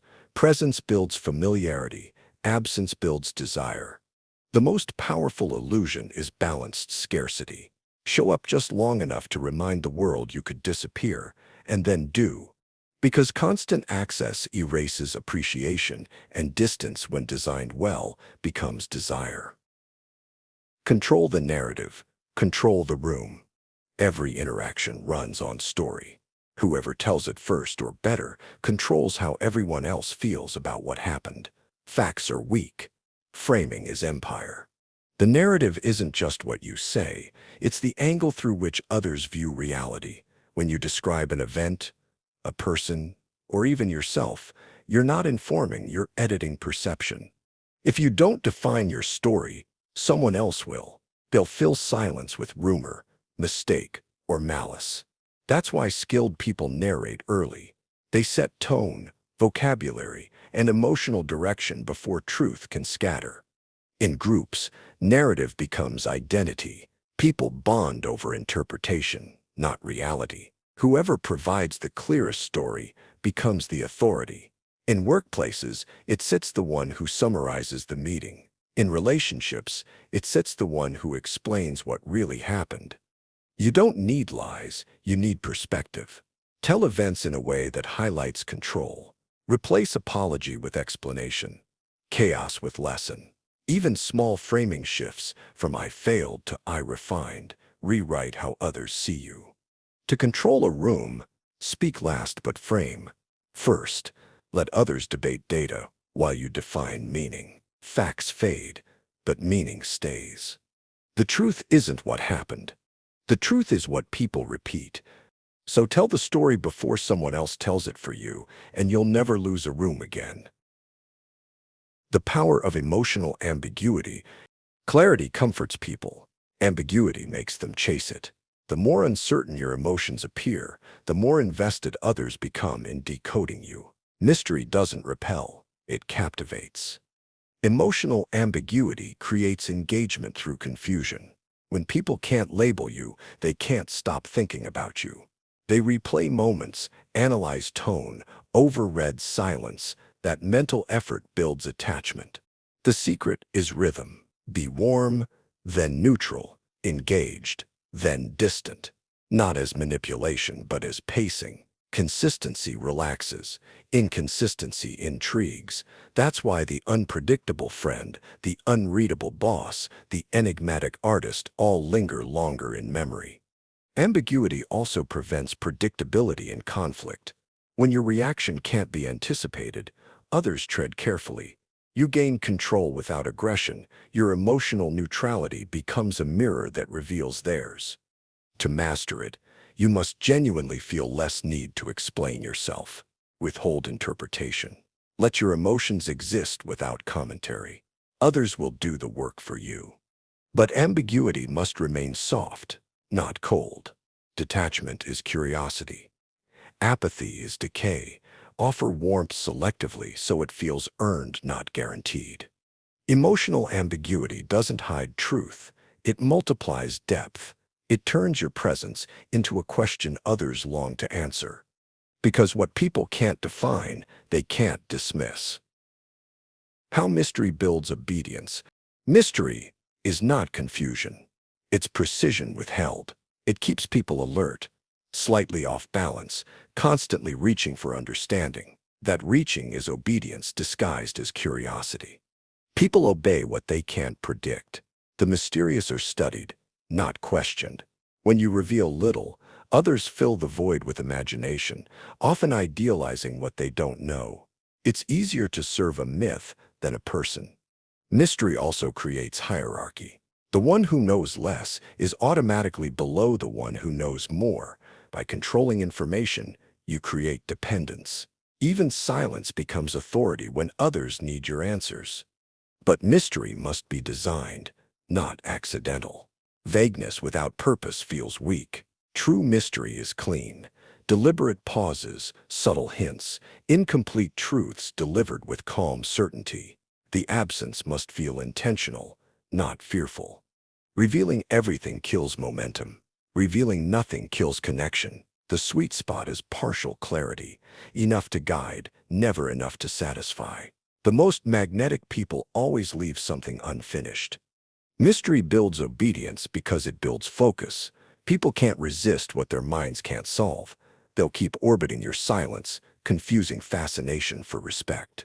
So, never explain everything. Let curiosity do the labor of loyalty. Because mystery at its core isn't hiding, it's sculpting perception by subtraction. The psychology of spotlight avoidance. The spotlight promises power but often destroys it. Attention is seductive. It feels like validation, proof of relevance. But once you're visible, you're also vulnerable. Every eye that admires you becomes one that can watch you fall. Those who thrive long-term understand the paradox. The safest position isn't at the center of attention, but slightly outside it, visible enough to influence, invisible enough to escape scrutiny. The brain associates visibility with authority. That's why people crave recognition. But recognition comes with a hidden cost: exposure. The higher the pedestal, the smaller the movement allowed. Power that depends on attention must constantly perform to survive. True influence prefers shadow. It operates through whispers, not applause. The puppet master always outlasts the performer because control from behind the curtain doesn't fade when the lights go out. Spotlight avoidance isn't withdrawal, it's design. It means mastering visibility, revealing just enough to be remembered, then disappearing before overexposure dilutes mystique. Say less, appear less, let others explain your importance. Their words will travel farther than your own. Every public figure eventually discovers this law the hard way. Fame multiplies fragility. Once everyone sees you, they stop listening. So practice strategic invisibility. Withdraw while curiosity still lingers. Let absence protect what presence cannot. Because power doesn't need to be seen. It only needs to be felt. Make people chase clarity. Humans crave closure. Ambiguity unsettles us because the mind hates unfinished stories. Whoever controls when clarity arrives controls attention, and by extension, emotion. The simplest way to hold power is to delay understanding, speak carefully but incompletely, offer meaning like a puzzle missing one piece. The missing piece becomes the magnet. People will replay your words, seeking the completion you withheld. This is why silence after revelation feels so heavy. The brain rushes to fill it. Teachers, leaders, storytellers, all use this rhythm: tension, pause, release. The longer you manage uncertainty, the more focus you command. In social settings, vague responses create intrigue. A smile instead of an answer, a half-finished sentence. These force others to chase comprehension. They interpret your meaning, project their own, and build emotional investment without realizing it.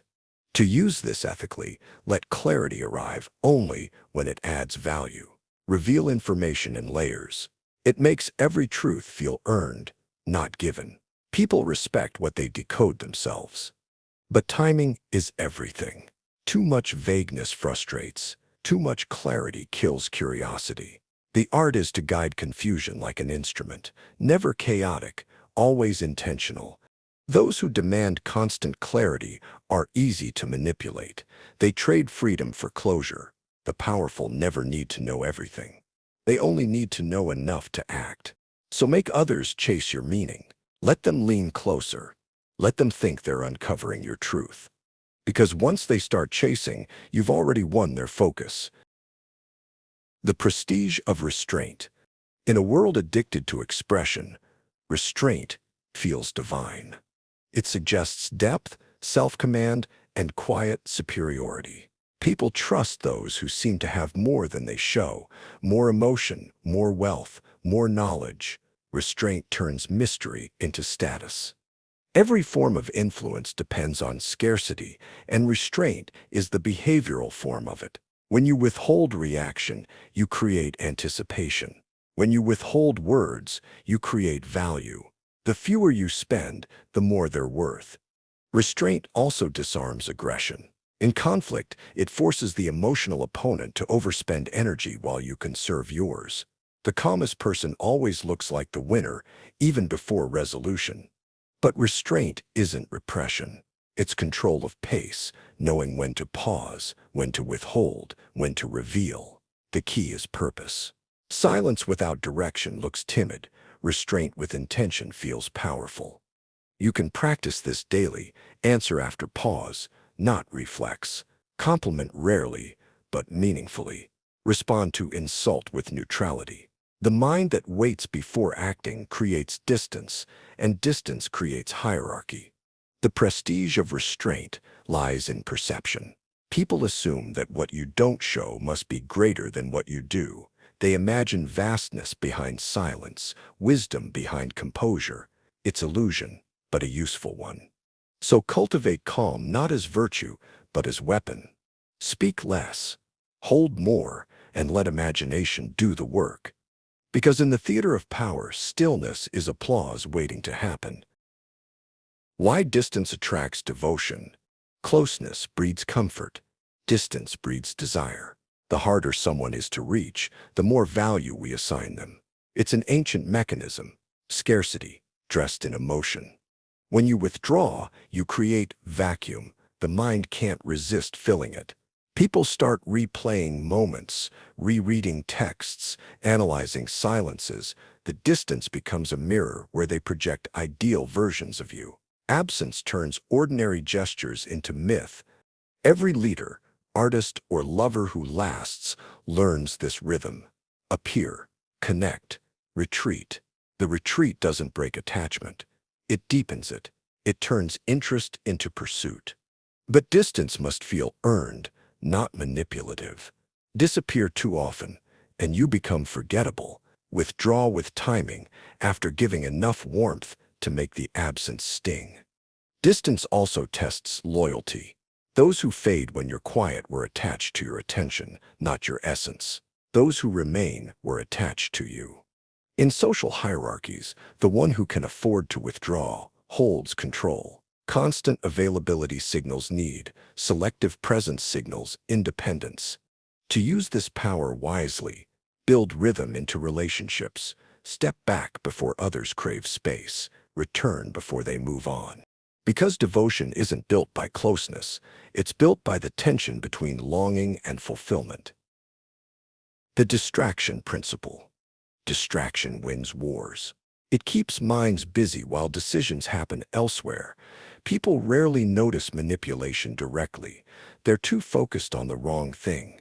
The art of distraction is simple. Redirect attention faster than suspicion can form. Give others something emotionally charged, urgency, conflict, spectacle, and they'll follow it willingly. While they react, you act. The principle rules everything from politics to relationships. When truth threatens comfort, systems create distractions, a new scandal, a new goal, a louder noise. The public calms not because it understands, but because it's entertained. On a personal level, distraction conceals intention. You can hide rejection behind politeness, delay behind empathy, and withdrawal behind humor. The secret lies in energy. Where focus goes, control follows. But the most effective distraction isn't external, it's self-inflicted. People avoid self-awareness by staying busy. They confuse movement with meaning, productivity with progress. To manipulate such minds, you only need to give them tasks that feel important. To protect yourself, pause often. Ask, what am I not looking at right now? Every strong illusion depends on that question never being asked. Distraction keeps the world spinning. The powerful use it to buy time. The unaware use it to lose years. So master redirection, but never fall for it. Because whoever controls focus controls fate. Predictability as power.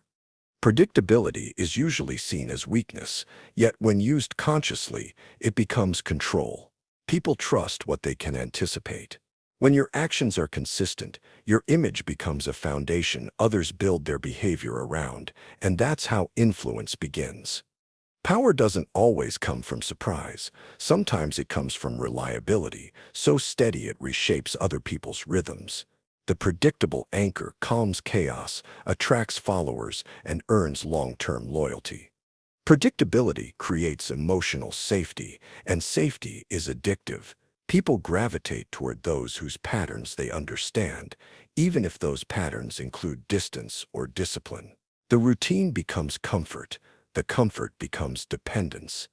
The key lies in selective consistency. Be predictable in structure, unpredictable in content. Keep your timing reliable, but your thoughts original. This balance makes you trustworthy without becoming transparent. Leaders, teachers, and strategists all use this. They establish a rhythm others rely on, then introduce novelty only within that rhythm. The mind relaxes when it knows what will happen, but remains alert when it doesn't know how. When you are intentionally predictable, others reveal themselves around you. Their reactions expose their expectations, and expectations are the clearest map of vulnerability. To use predictability as power, let it be your weapon of rhythm. When everyone else accelerates, you maintain tempo. When they panic, you remain stable.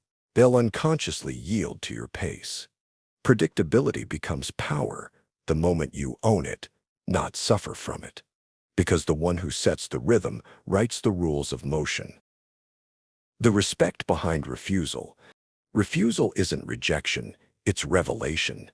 It tells others where you begin, where they end, and what you value in between. Most people say yes because they fear conflict. The powerful say no because they understand its currency. Every refusal teaches the world how to treat you. It defines boundaries more clearly than speeches ever could. The person who never declines becomes invisible. Their compliance erases identity. The one who refuses calmly becomes unforgettable. But there's a difference between defiance and dignity. Defiance needs audience. Dignity needs silence. Refuse softly without hostility, and the refusal grows heavier in meaning. Refusal builds respect because it communicates scarcity of time, of attention, of tolerance. What's rare is valued. The person who gives everything is taken for granted. The one who withholds with grace becomes legend. In negotiation, refusal creates leverage. The first no shifts power instantly. It forces others to reconsider their offer, their tone, their assumptions. That moment of pause is your invisible gain.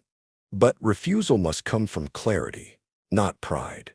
Reject what drains you, not what challenges you. Decline to defend your limits. Boundaries don't need justification.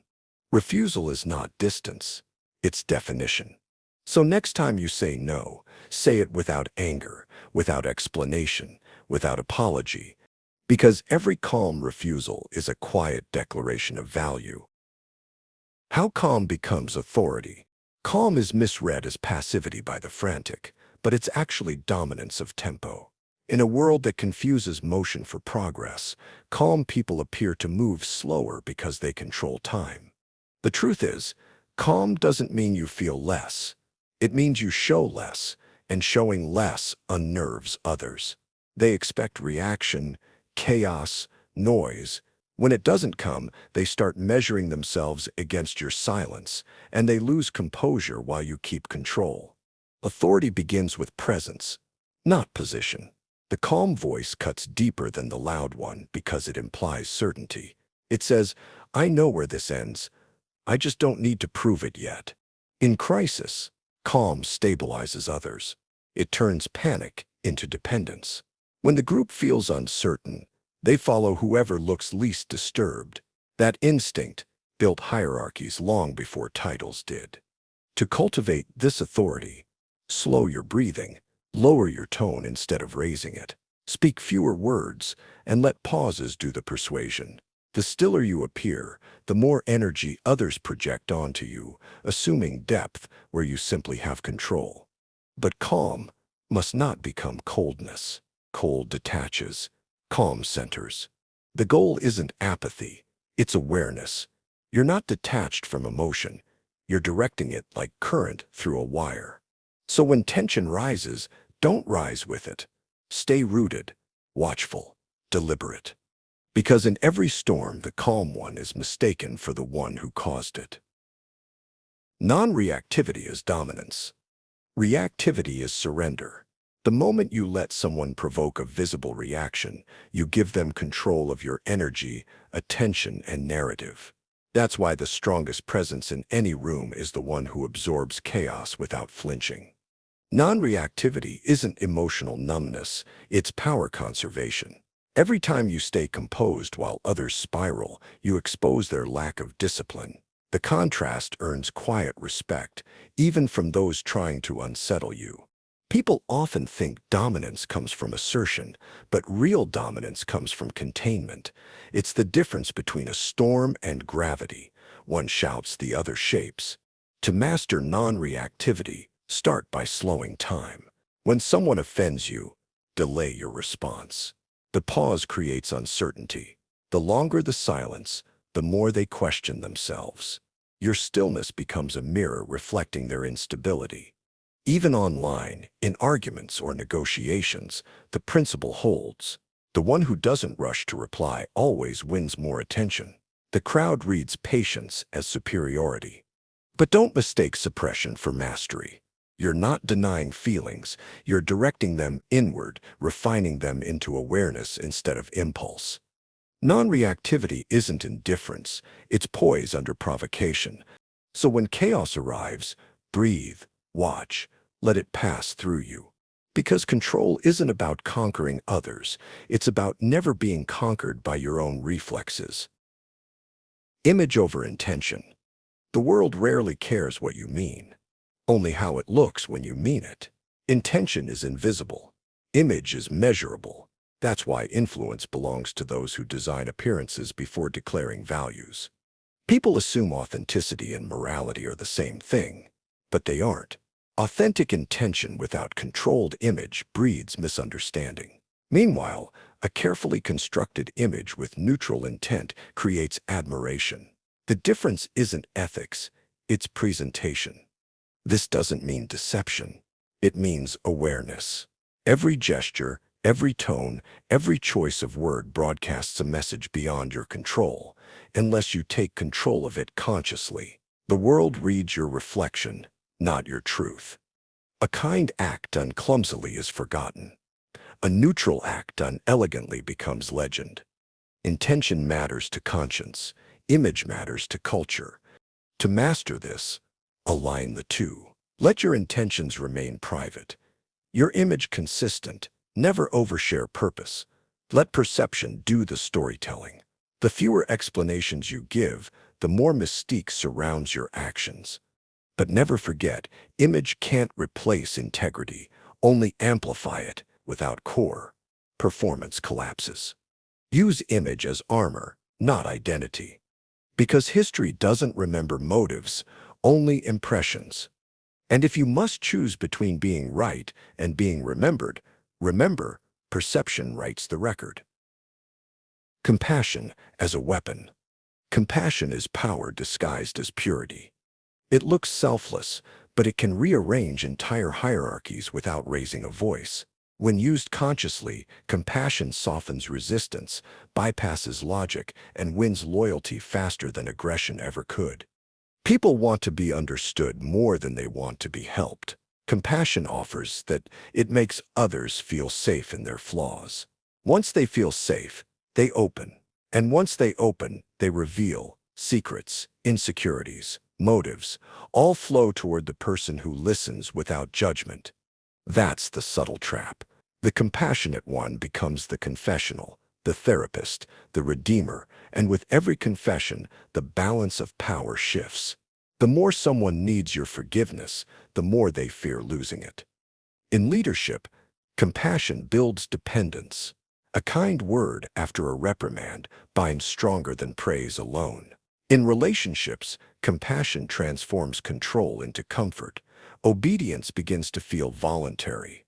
But compassion without boundaries turns to servitude. The world will drain whoever confuses empathy with permission. The goal is not to care less, it's to care wisely. Give empathy a strategy, not surrender. Compassion should be gentle, not porous. Feel everything, absorb nothing. When you learn that distinction, kindness becomes shield, not weakness. Because compassion, when directed, can bend the cruelest soul, and when uncontrolled, it bends you. Guilt loops and control. Guilt is the chain that never rusts. It binds people long after the act is over, keeping them obedient through memory alone. Most systems of control, from religion to family, depend on guilt to maintain order. You don't need bars when the prisoner polices themselves. The guilt loop works by turning the past into a constant whisper. You owe. The more moral a person believes themselves to be, the easier they are to manipulate through guilt. They confuse responsibility with servitude, apology with penance. Every sorry becomes a renewal of submission. The secret to power is understanding how guilt shapes identity. When someone says, "I should have done better," what they mean is, "I no longer trust my own judgment." That's where control enters. The manipulator steps in, offering moral direction in exchange for relief.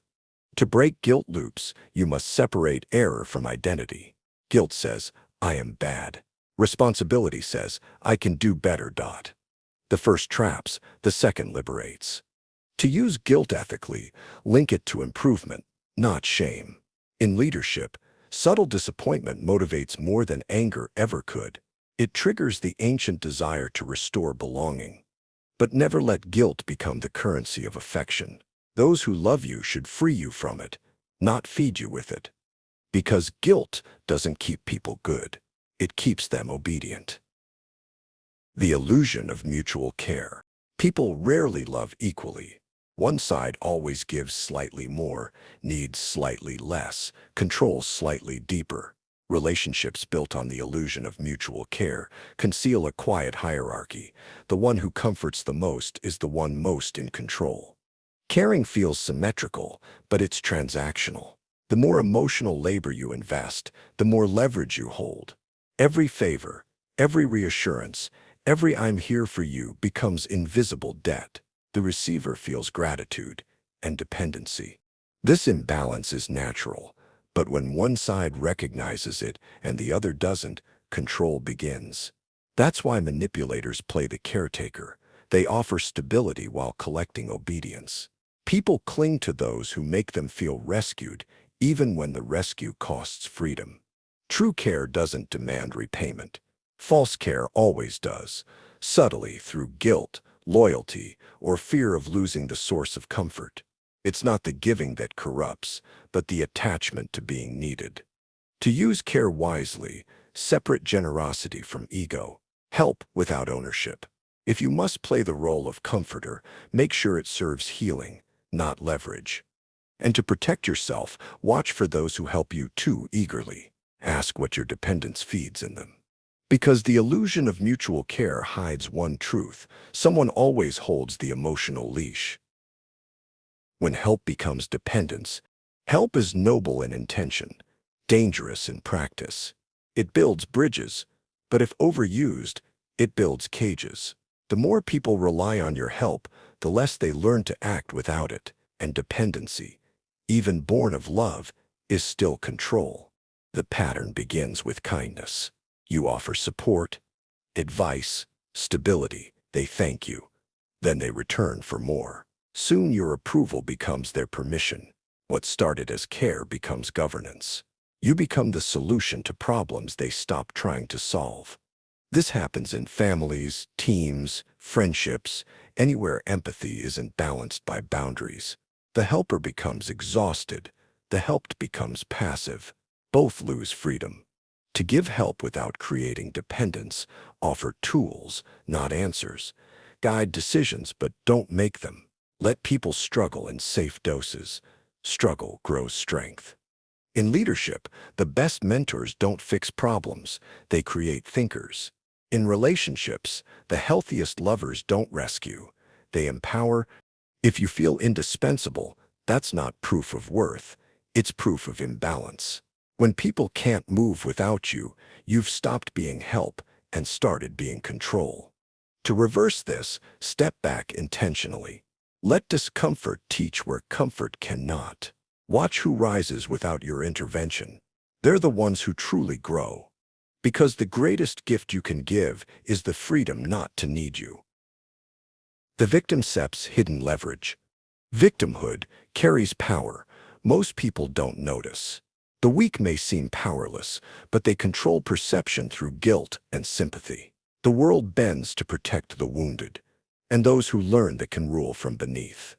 When someone claims harm, the balance of morality shifts. The accused must defend, the observer must comfort. Attention flows toward the victim automatically, giving them narrative control. even truth struggles to compete with pain. This isn't cynicism. It's observation. History proves it. Moral authority often belongs to those who suffer, not those who lead. Suffering grants credibility, even when it's strategic. Manipulators weaponize this. They turn small slights into symbols of oppression, redirecting attention from their behavior to their wounds. The more visibly they hurt, the more untouchable they become. But there's a subtler form of this too, the internal one. Some people cling to victimhood privately, using it to justify stagnation. The role protects them from risk. If you're broken, you can't be expected to rise. To disarm false victimhood, separate empathy from enablement. Acknowledge pain, but demand agency. Care doesn't mean belief without boundaries. To use this knowledge ethically, frame your hardships as fuel, not shield. Let your suffering speak quietly, not plead loudly. Power built on resilience lasts longer than power built on pity. Because being hurt earns attention, but healing earns control. Emotional hostage-taking. Love, friendship, loyalty, all can be used as chains. Emotional hostage-taking happens when affection becomes leverage. The captor doesn't need threats or violence. They only need your empathy. It begins with small signals. A sigh when you don't respond quickly. A withdrawal of warmth after disagreement. The unspoken message is always the same. Your peace depends on my comfort. You learn to avoid upsetting them, not because you fear anger, but because you fear guilt. The most effective manipulation doesn't make you afraid of punishment. It makes you afraid of hurting someone you care about. That's the quiet genius of emotional control. Those who use this tactic thrive on your kindness. They make their pain your responsibility, turning compassion into obedience. The more empathetic you are, the easier you are to trap. They don't need to shout, they just have to hurt visibly enough for you to fix it. To escape, you must tolerate discomfort. Allow others to feel disappointed, sad, or distant without rushing to rescue them. If your worth depends on maintaining someone else's mood, you've lost your independence. To use this principle ethically, mirror it in reverse by refusing to weaponize emotion yourself. Be transparent about pain, not performative. Express what you feel, never what you need others to do because of it. Emotional autonomy is the foundation of freedom. No love should cost you your self-control. Because the moment you fear their silence more than your own, you're already the hostage. Why pity weakens authority. Pity feels compassionate, but it erodes respect. The moment people start feeling sorry for you, they stop believing you're in control. Authority and sympathy rarely coexist. The human mind struggles to fear and comfort the same person. People pity downward. It's a directional emotion. It assumes superiority over the one pitied. When someone feels sorry for you, they unconsciously place themselves above you. It's not cruelty, it's structure. The helper defines the hierarchy. This is why strong leaders reveal vulnerability carefully. They may admit struggle, but never surrender to it. They show humanity without looking helpless. The difference between empathy and pity lies in tone. Empathy connects, pity diminishes. Society encourages vulnerability, but punishes it in power. The same confession that earns praise in a friend earns distrust in a leader. That contradiction isn't hypocrisy. It's instinct. We look for anchors, not mirrors, in those we follow. To maintain authority, show controlled transparency. Acknowledge difficulty, but pair it with direction. Say, this is hard, but we'll handle it. Not this is too much. The first builds trust. The second builds pity. In personal life, reject pity with grace. When people treat your struggle like fragility, remind them through action that resilience still lives beneath it. Because pity may feel warm, but it melts respect faster than anger ever will. The trap of over-apologizing. Apology can heal, but over-apology enslaves. Every time you apologize unnecessarily, you train others to expect your guilt. And once guilt becomes habit, it becomes control. Over-apologizing doesn't show humility. It shows fear. It's the reflex of someone trying to preempt disapproval. The constant sorry isn't peacekeeping. It's submission disguised as politeness. Each apology lowers your perceived authority. People stop evaluating the situation and start evaluating you. They don't wonder who's right. They assume you're wrong. You become the emotional custodian of everyone's comfort. This is how power shifts without anyone noticing. The over-apologizer becomes the emotional janitor, cleaning up messes they didn't make, simply to keep the peace. Apologies should be surgical, rare, direct, and complete. One clear acknowledgement followed by change is worth 100 nervous sorries. To break the pattern, replace apology with recognition. Instead of, "I'm sorry I took so long to reply," say, "Thank you for your patience." Instead of, "Sorry for bothering you," say, "I appreciate your time." Gratitude preserves dignity, where apology erases it. To use this awareness strategically, observe who apologizes most. They often reveal where hidden hierarchies exist. The most powerful rarely apologize excessively because they understand scarcity increases weight. So keep your apologies rare and sincere. Every sorry is a coin. Spend it like gold, not gravel. Because constant apology doesn't maintain peace, it purchases permission to be ignored. The psychology of emotional debt. Every kind act, every forgiveness, every sacrifice leaves an emotional trace, a sense of owing. Humans are transactional creatures, even in affection. We measure unseen balances between what we give and what we get. That's emotional debt, the quiet economy of relationships. When you make someone feel seen, safe, or forgiven, you plant a subtle expectation of return. Most people don't notice this exchange until it's too late. Emotional debt becomes influence the moment gratitude turns to guilt. The manipulative understand this perfectly. They give precisely what others crave: attention, validation, empathy, knowing repayment will come in loyalty or silence. The receiver feels moral obligation, even when logic says none is owed. The danger isn't giving, it's giving strategically without awareness. When kindness becomes currency, relationships turn into contracts. Every favor gains interest. Every comfort demands rent. To stay free, give without attaching outcome. Make generosity a release, not a bond. If someone helps you, repay with honesty, not servitude. Guilt repayment is slavery, dressed as gratitude. To use this ethically, recognize how emotional debt shapes loyalty. Reward loyalty, not because it's owed, but because it's rare. Give small gestures that feel meaningful, but cost you nothing. That's sustainable influence. Respect through design, not debt.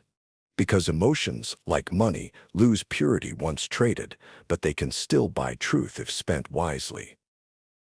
Forgiveness as social theater.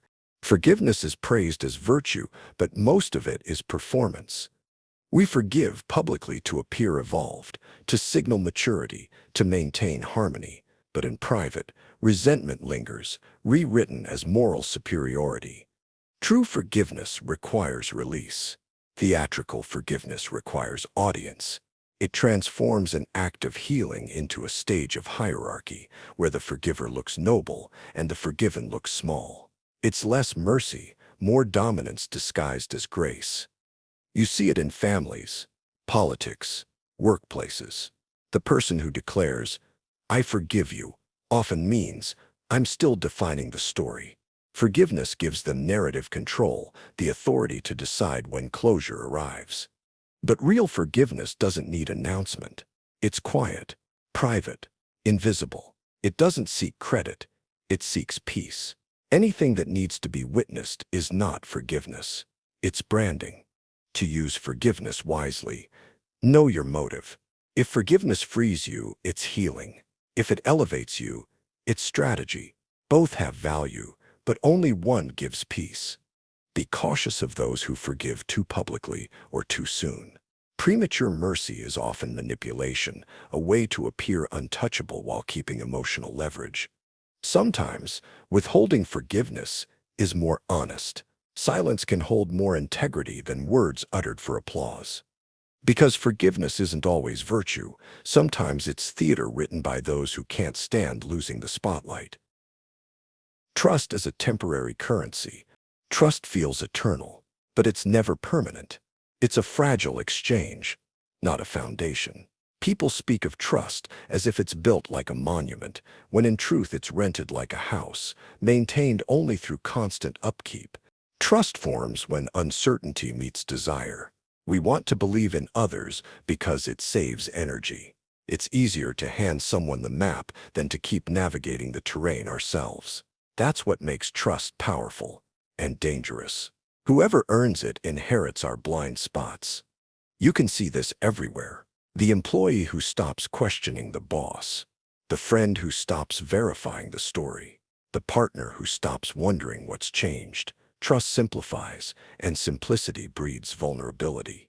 The clever never demand trust. They cultivate it slowly, trading reliability for permission. They reveal just enough truth to create the illusion of full transparency. They meet small expectations consistently so that larger ones are never questioned. This is how trust evolves from virtue into leverage. But the strongest people never treat trust as permanent. They renew it. They test it. They understand that even the most reliable soul can shift under pressure or incentive. Trust that isn't observed decays quietly until it fails loudly. To lead, grant trust like an investment, not a donation. Evaluate returns. Adjust terms. If someone betrays it once, understand it's not just about deceit. It's about priority. They simply valued something else more than your faith in them. To be trustworthy, stay unpredictable only in generosity, never in integrity. Deliver slightly more than expected, but never more than sustainable. Predictability breeds security. Consistency breeds respect. Because trust, when mismanaged, collapses faster than lies, and when mastered, it becomes the only currency that doesn't need to be spent to work. Manipulation through shared pain. Pain is the most persuasive language on earth. People bond over wounds faster than they bond over wisdom. Shared suffering shortens distance, but it also builds unspoken contracts. Whoever opens their scars first sets the terms of emotional exchange. When you tell someone your pain, they decide what kind of story they're in. If your pain seeks comfort, you surrender power. If your pain creates connection, you gain it. The difference lies not in what you say, but in whether you're steering the moment or seeking rescue. Manipulators know this instinctively. They confess strategically, revealing enough vulnerability to appear safe, never enough to risk control. The listener lowers defenses, mistaking exposure for honesty. They think, someone this open can't be dangerous. But openness isn't always sincerity. Sometimes it's bait. You can feel this dynamic in relationships that begin with trauma sharing. The bond forms fast, feels real, but later turns heavy. Every disagreement becomes measured against the shared pain. After everything I told you, how could you? That's emotional debt disguised as intimacy. To protect yourself, listen not just to the content of a confession, but to its rhythm. Does it demand sympathy or invite understanding? Pain that insists on response isn't sharing, it's steering. To use this pattern ethically, share strategically, not to extract loyalty, but to model honesty. Let your vulnerability invite reflection, not compliance. Reveal less than you feel, and never as currency. Because shared pain can heal, but it can also hypnotize, and whoever sets the tempo of sorrow controls the room. The subtlety of emotional blackmail. The most dangerous threats are never spoken. Emotional blackmail lives in the pause, the sigh, the silence that follows "I just thought you'd care." It works not through violence, but through implication, through the unbearable tension between guilt and affection. It begins quietly. Someone close to you expresses disappointment, not as anger, but as injury. They don't command, they suffer, and because you care, you move to fix it. You do what they want, not because you agree, but because you can't stand their sadness. That's the hook. Your conscience becomes their tool. This tactic thrives on sensitivity. The more empathetic you are, the more susceptible you become. The blackmailer rarely knows they're doing it consciously. They simply learn that pain is persuasive, that tears silence opposition faster than logic. Over time, you begin to anticipate their reactions. You censor yourself to prevent guilt before it even comes. Their comfort becomes your leash. To escape, separate feeling from obligation. Compassion doesn't require compliance. You can care deeply and still refuse to bend.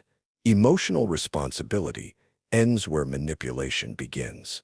To lead ethically, reverse the pattern. Never let your emotions become currency. Express them clearly, without expectation. Say, I feel this, not you made me feel this. One invites dialogue, the other enforces debt. Because the softest words often carry the sharpest chains, and love used as leverage is just control dressed as care. The power of indifference. Power doesn't come from control, it comes from detachment. The moment you no longer need a specific outcome, you become immune to manipulation. Indifference is emotional gravity. It bends others' energy toward you while you remain still. People equate care with influence, but the opposite is true. The one who needs less always rules the one who needs more. Indifference unnerves because it signals self-sufficiency, a quality most mistake for superiority. The secret is to care selectively. Choose what deserves your energy and starve what feeds on reaction. Every argument, every insult, every temptation loses force against someone who doesn't respond. But indifference must never be cruelty. It's not apathy, it's discipline. You still feel, but you decide when and how to show it. Indifference is choosing peace over validation, control over chaos. In relationships, it makes you magnetic. The more people try to provoke, the calmer you stay, and the more curious they become. They project mystery onto silence, depth onto composure. In leadership, indifference creates authority. Teams follow those who seem unshaken. Practice emotional distance like breathing, deliberate, quiet, restorative. You'll start to see how much of life's noise was bait disguised as urgency. Because the moment you stop reacting, you stop being controlled. And in that stillness, you'll realize nothing is more seductive than what cannot be moved. How warmth creates compliance. Warmth feels like kindness, but it's often design. The right tone, the right smile, the right pause, all can melt resistance before reason arrives. Warmth, when intentional, doesn't just open hearts, it opens defenses. People are wired to trust comfort. When someone radiates calm acceptance, the brain stops scanning for danger. That's why interrogations begin with friendliness, and marketing begins with empathy. Warmth disarms faster than logic can defend. In leadership, warmth replaces authority with intimacy. A gentle tone feels democratic, but it still directs. When a calm voice says, "You're doing great, but let's try it this way," obedience feels voluntary. The follower believes they're choosing what's being suggested. In relationships, warmth manipulates by illusion. The statement, "I only want what's best for you," sounds loving, but often hides control. The listener feels safe while slowly surrendering autonomy. To use warmth ethically, be intentional but honest. Kindness should soften truth, not bury it. Use tone as a cushion, not camouflage. The goal isn't deception, it's influence through comfort. To defend against weaponized warmth, pay attention to pace. Real kindness gives space. Manipulative warmth rushes you toward agreement before you've fully thought. Because warmth at its highest form is grace. And at its lowest, it's anesthesia. It can heal, guide, or rule, depending entirely on who controls the temperature. Feigned empathy for control. Empathy is supposed to heal, but in the wrong hands, it hypnotizes.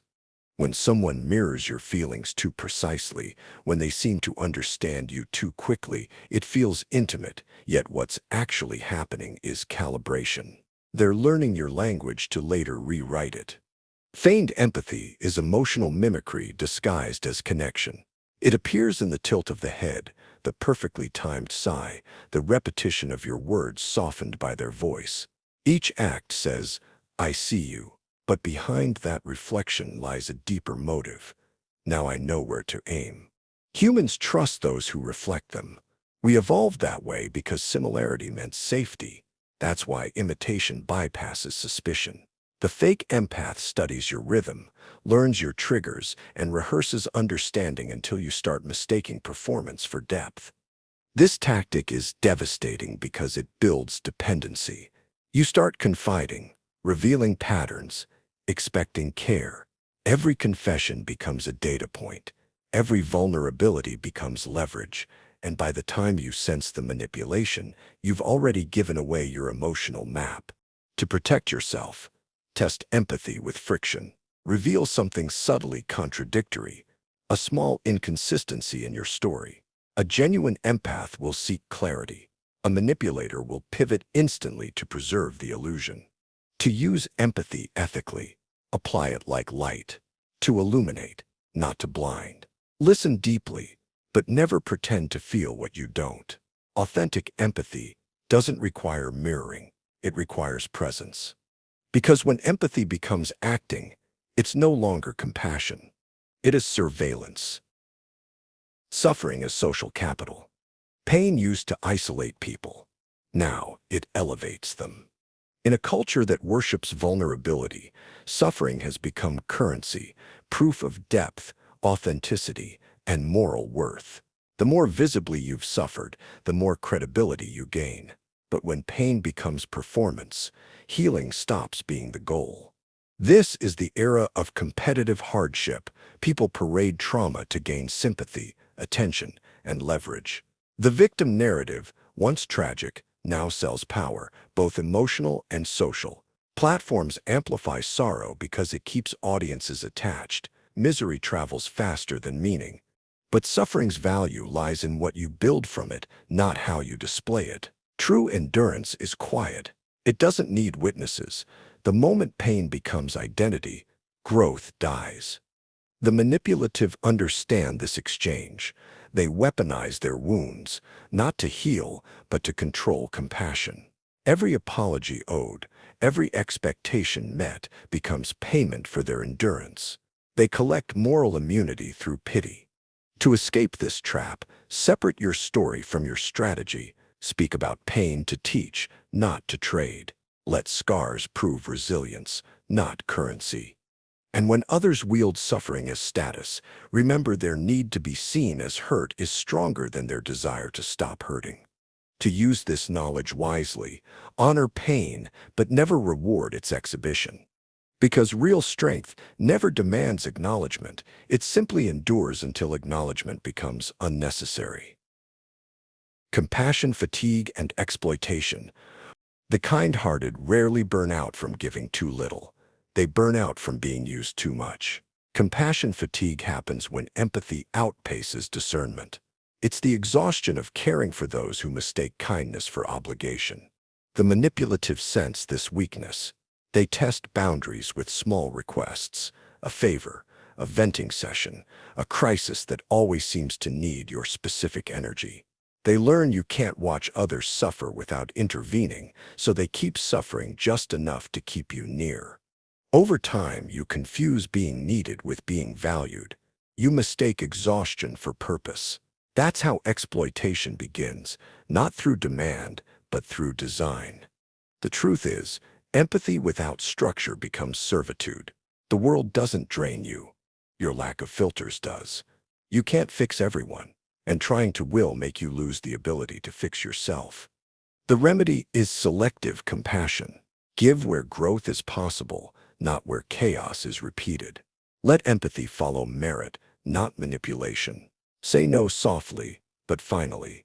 The people who vanish when you set boundaries never loved you, they loved your availability. To use this awareness strategically, protect your emotional bandwidth as if it were oxygen, because it is. The world will always have need, but your strength must remain yours to give. Because endless empathy isn't virtue, it's surrender with a smile. When love turns into leverage, love starts as a gift and ends, too often, as a negotiation. The closer people get, the more invisible the line between affection and control becomes. What began as devotion turns into expectation, and expectation becomes leash. The sentence, "I did this because I love you," often means, "You owe me because I did." Love, when unguarded, transforms into moral currency, a way to influence without appearing coercive. The manipulative never shout. They remind, they recall all they've sacrificed, the times they stayed, the things they forgave. Every good deed becomes a debt you didn't realize you'd signed. The danger is subtle because the language of love masks the transaction. You'll start to apologize for disappointments that aren't yours, overcompensate for moods you didn't cause, and perform affection to keep peace. The feeling of love remains, but it's no longer free, it's rented through obedience.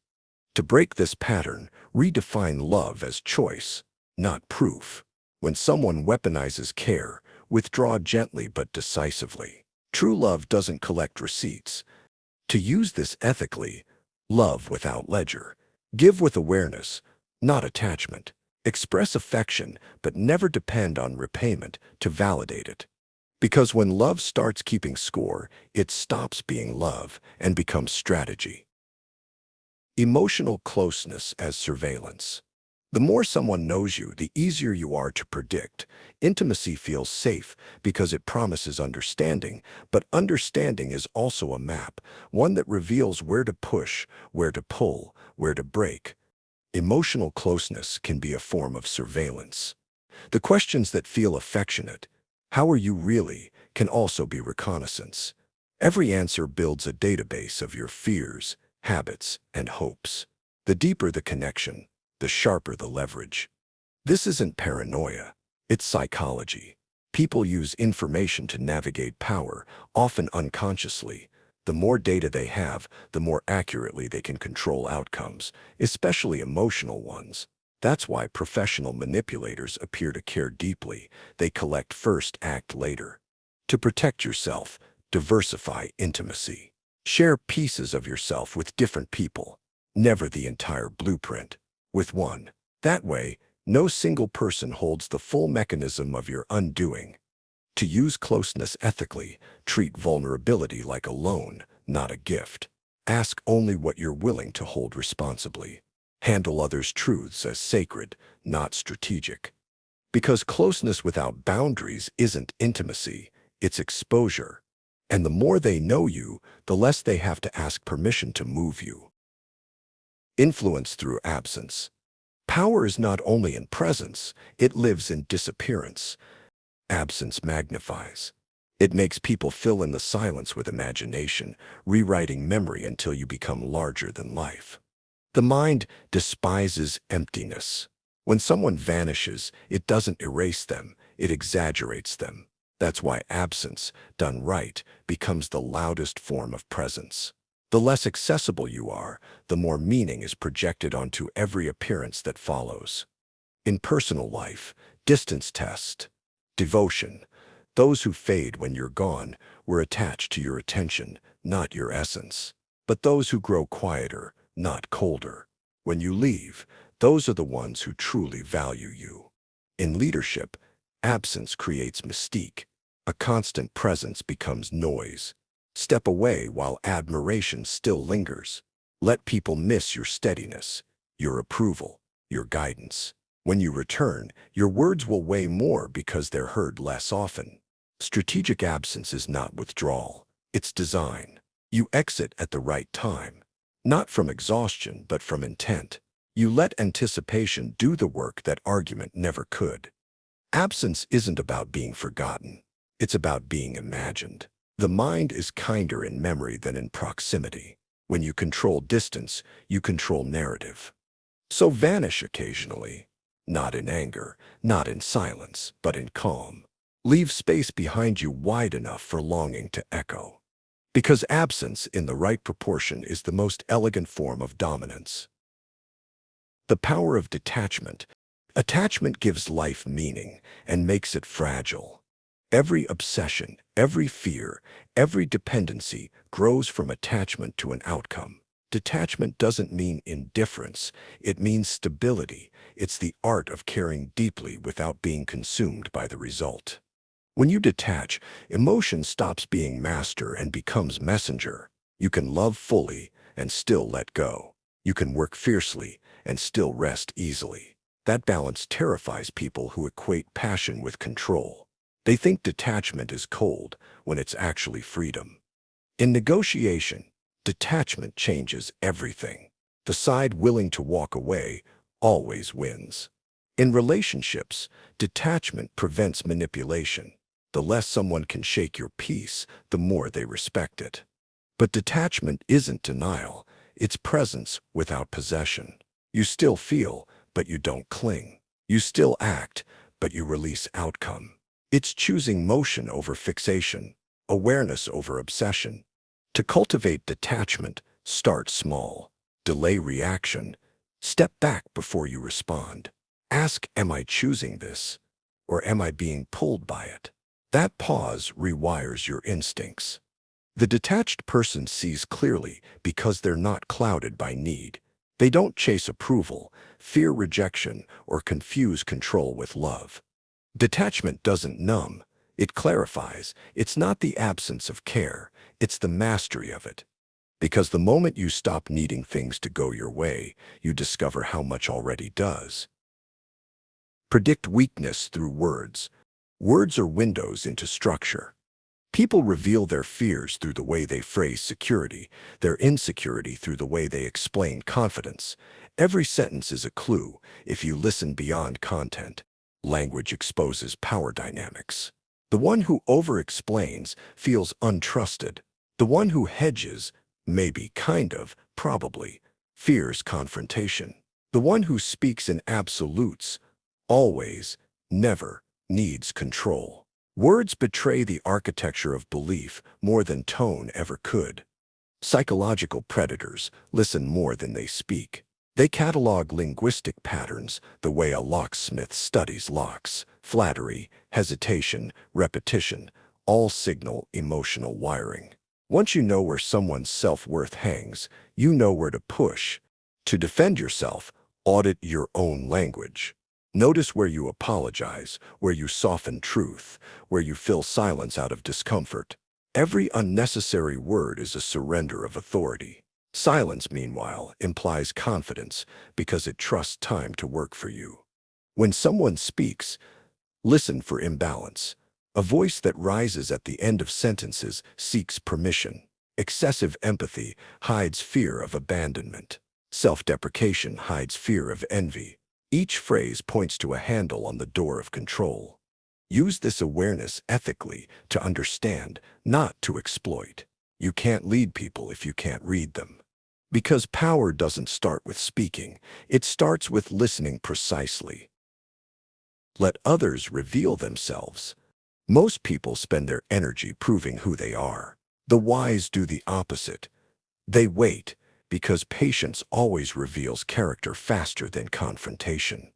When you rush to define someone, you start playing by their presentation. They show you a polished version of self, and you accept it because you want clarity. But when you wait, when you say less, react less, demand less, they begin to unmask.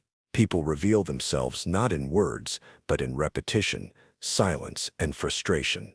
The manipulator shows impatience when control doesn't work. The insecure show resentment when reassurance runs dry. The selfish show neglect when attention stops being guaranteed. All you need to do is pause long enough. Interrogation rarely uncovers truth. Time does. Give people space, and they'll fill it with who they really are. Silence is a mirror most can't look into for long. To use this pattern, stop performing your own image. The calmer you are, the faster others fill the silence trying to manage it.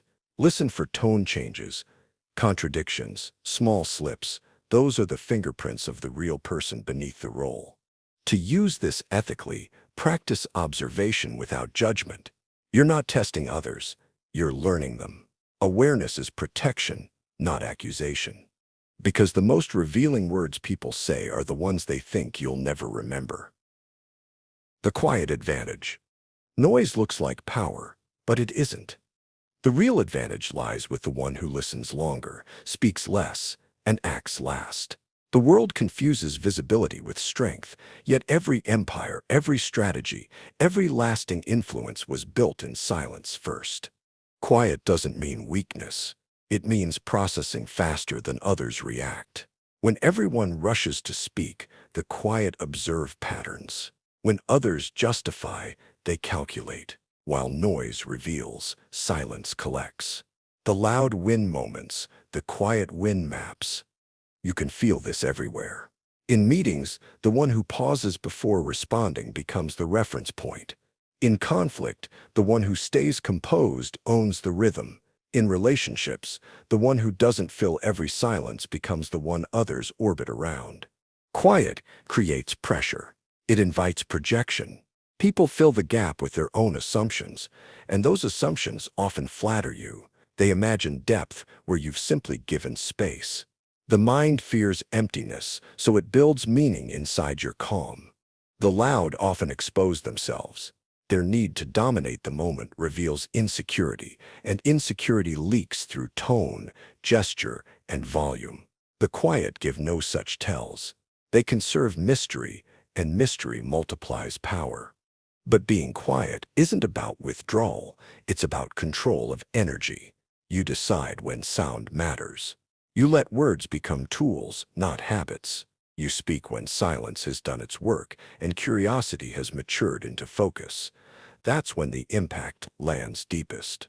In a world addicted to reaction, quietness feels rebellious. It doesn't chase validation. It commands it. The calm, deliberate presence unsettles those who rely on chaos to stay visible. Your quiet becomes their mirror, showing them what composure looks like. To cultivate the quiet advantage, start with stillness. Observe before asserting. Let noise exhaust itself.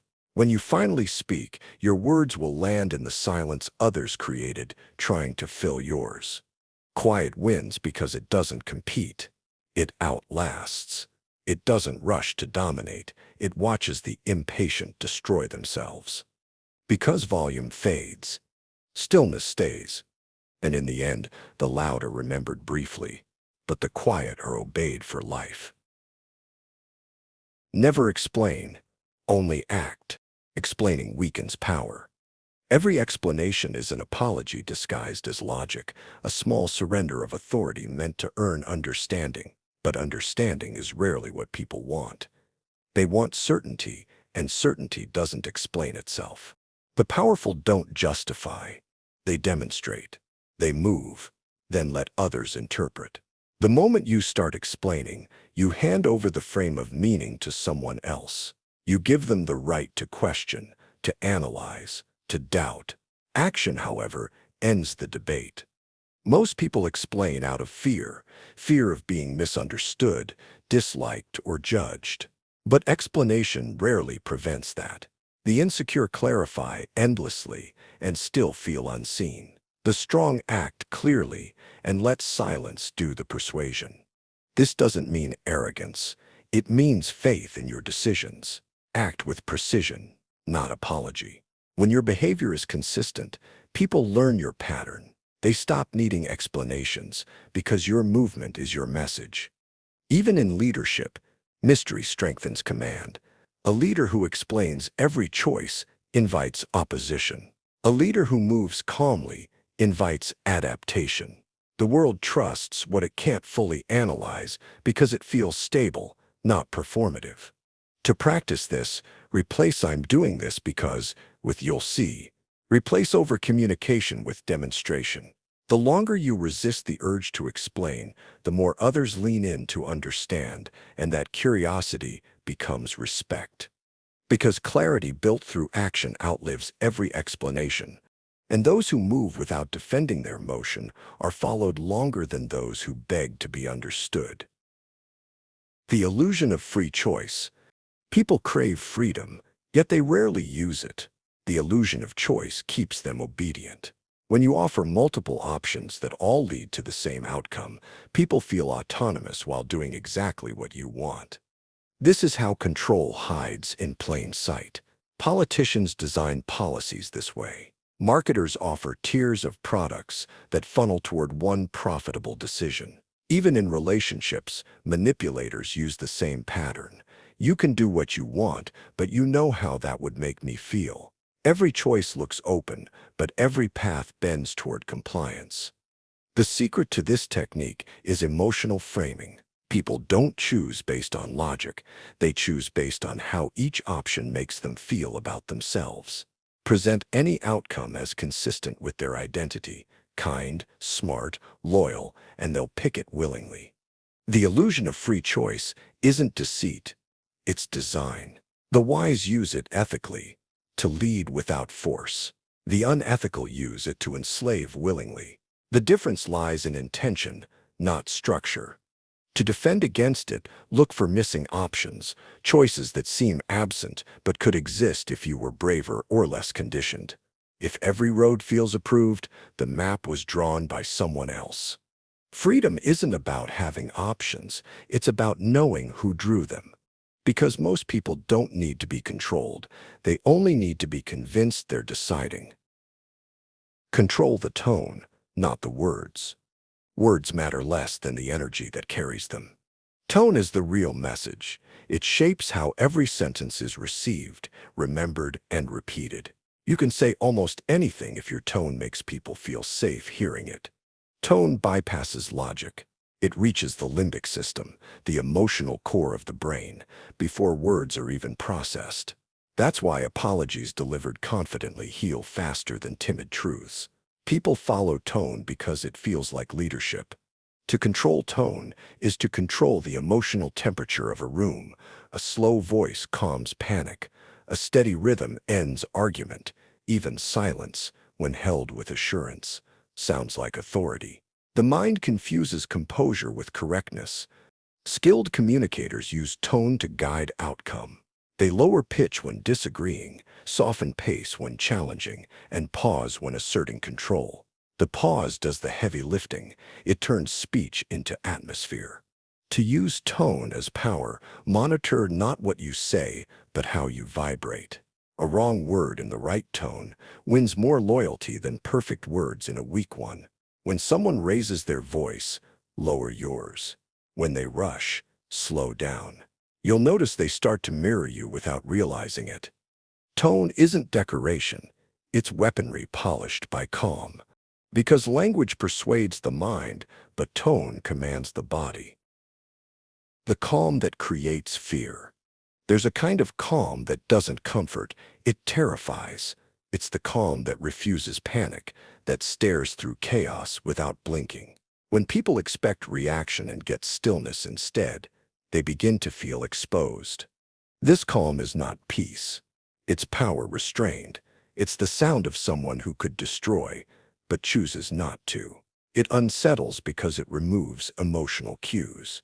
Others can't tell whether you're merciful or planning, and what they can't read, they can't control. You can see this in predators, negotiators, and leaders who understand timing. They don't argue. They don't rush. They observe that patience becomes threat. The more noise others make, the more silent you become, and your silence starts echoing louder than their words. The calm that creates fear is born of mastery, not indifference. It's not the absence of feeling, but the dominance of it. You've measured the moment, and you know it bends toward you if you simply wait. To cultivate this, stop competing in volume. Let emotion flash and fade around you. Every second you remain unmoved, power shifts quietly in your direction. People fear what they can't predict, and calmness is the most unpredictable state of all. Because in every confrontation, the quietest pulse controls the rhythm of fear. How routine hides power. Repetition looks dull to the restless, but it's the skeleton of power. Routine hides genius because consistency never advertises itself. The world praises breakthroughs, not the discipline that built them. Yet every empire, every mind, every enduring name was carved through quiet repetition. Routine protects energy. It removes decision fatigue, turning discipline into instinct. Once your structure runs on autopilot, your mind is free for strategy. That's how power compounds, through momentum that no longer drains willpower. But the beauty of routine isn't just efficiency, it's camouflage. Predictability makes others underestimate you. While they chase novelty, you refine mastery. By the time they notice, you've built something permanent beneath the surface of ordinary days. The truly dangerous rarely look busy. Their habits are so woven into life they appear effortless. Their steadiness makes them invisible until results reveal the scale of their work. To use this, turn habits into hiding places. Train discipline so quietly that no one realizes it's happening. Let routine be the mask behind which transformation happens slowly, steadily, inevitably. Because chaos looks powerful, but repetition is power. And by the time the world notices your rhythm, it's already too late to match it. The subtle art of non-reaction. Power is often nothing more than the ability to stay still when others can't. Every emotional exchange is a tug of war for control. The one who reacts first loses rhythm, loses clarity, and begins to orbit the other person's tempo. Non-reaction, therefore, is not passivity, it's precision. The world mistakes noise for strength. But the moment you stop defending every opinion, explaining every feeling, clarifying every misunderstanding, you become untouchable. Others tire themselves out trying to extract reaction, while you remain the still center of the storm. This calmness rewires perception. The reactive look fragile, the silent look composed. Non-reaction doesn't say, "I don't care." It says, "I don't need this to define me." That difference terrifies the manipulative. They can't guilt or provoke what won't move. To master this, you must separate observation from participation. When conflict arises, watch the pattern, not the person. When insult comes, study tone, not words. The mind that observes doesn't drown in emotion. It analyzes it. You'll find that non-reaction breaks the cycle of escalation. Arguments dissolve because they have no fuel. Gossips lose interest because there's no response. Critics fade because their noise echoes back unanswered. But remember, silence without intention looks weak. Non-reaction isn't absence, it's dominance expressed through restraint. Because power isn't in proving who you are, it's in not needing to prove it at all. Withdrawal is punishment. Humans fear absence more than confrontation. Anger invites reaction. Silence invites imagination. When you withdraw your attention, your presence, your warmth, you trigger the mind's deepest insecurity, invisibility. Withdrawal works because attention is nourishment. The brain associates recognition with survival. When you disappear, people start to starve for the validation they once took for granted. They question themselves, their worth, their role. That uncertainty becomes power. Used ethically, withdrawal teaches respect. It restores boundaries without drama.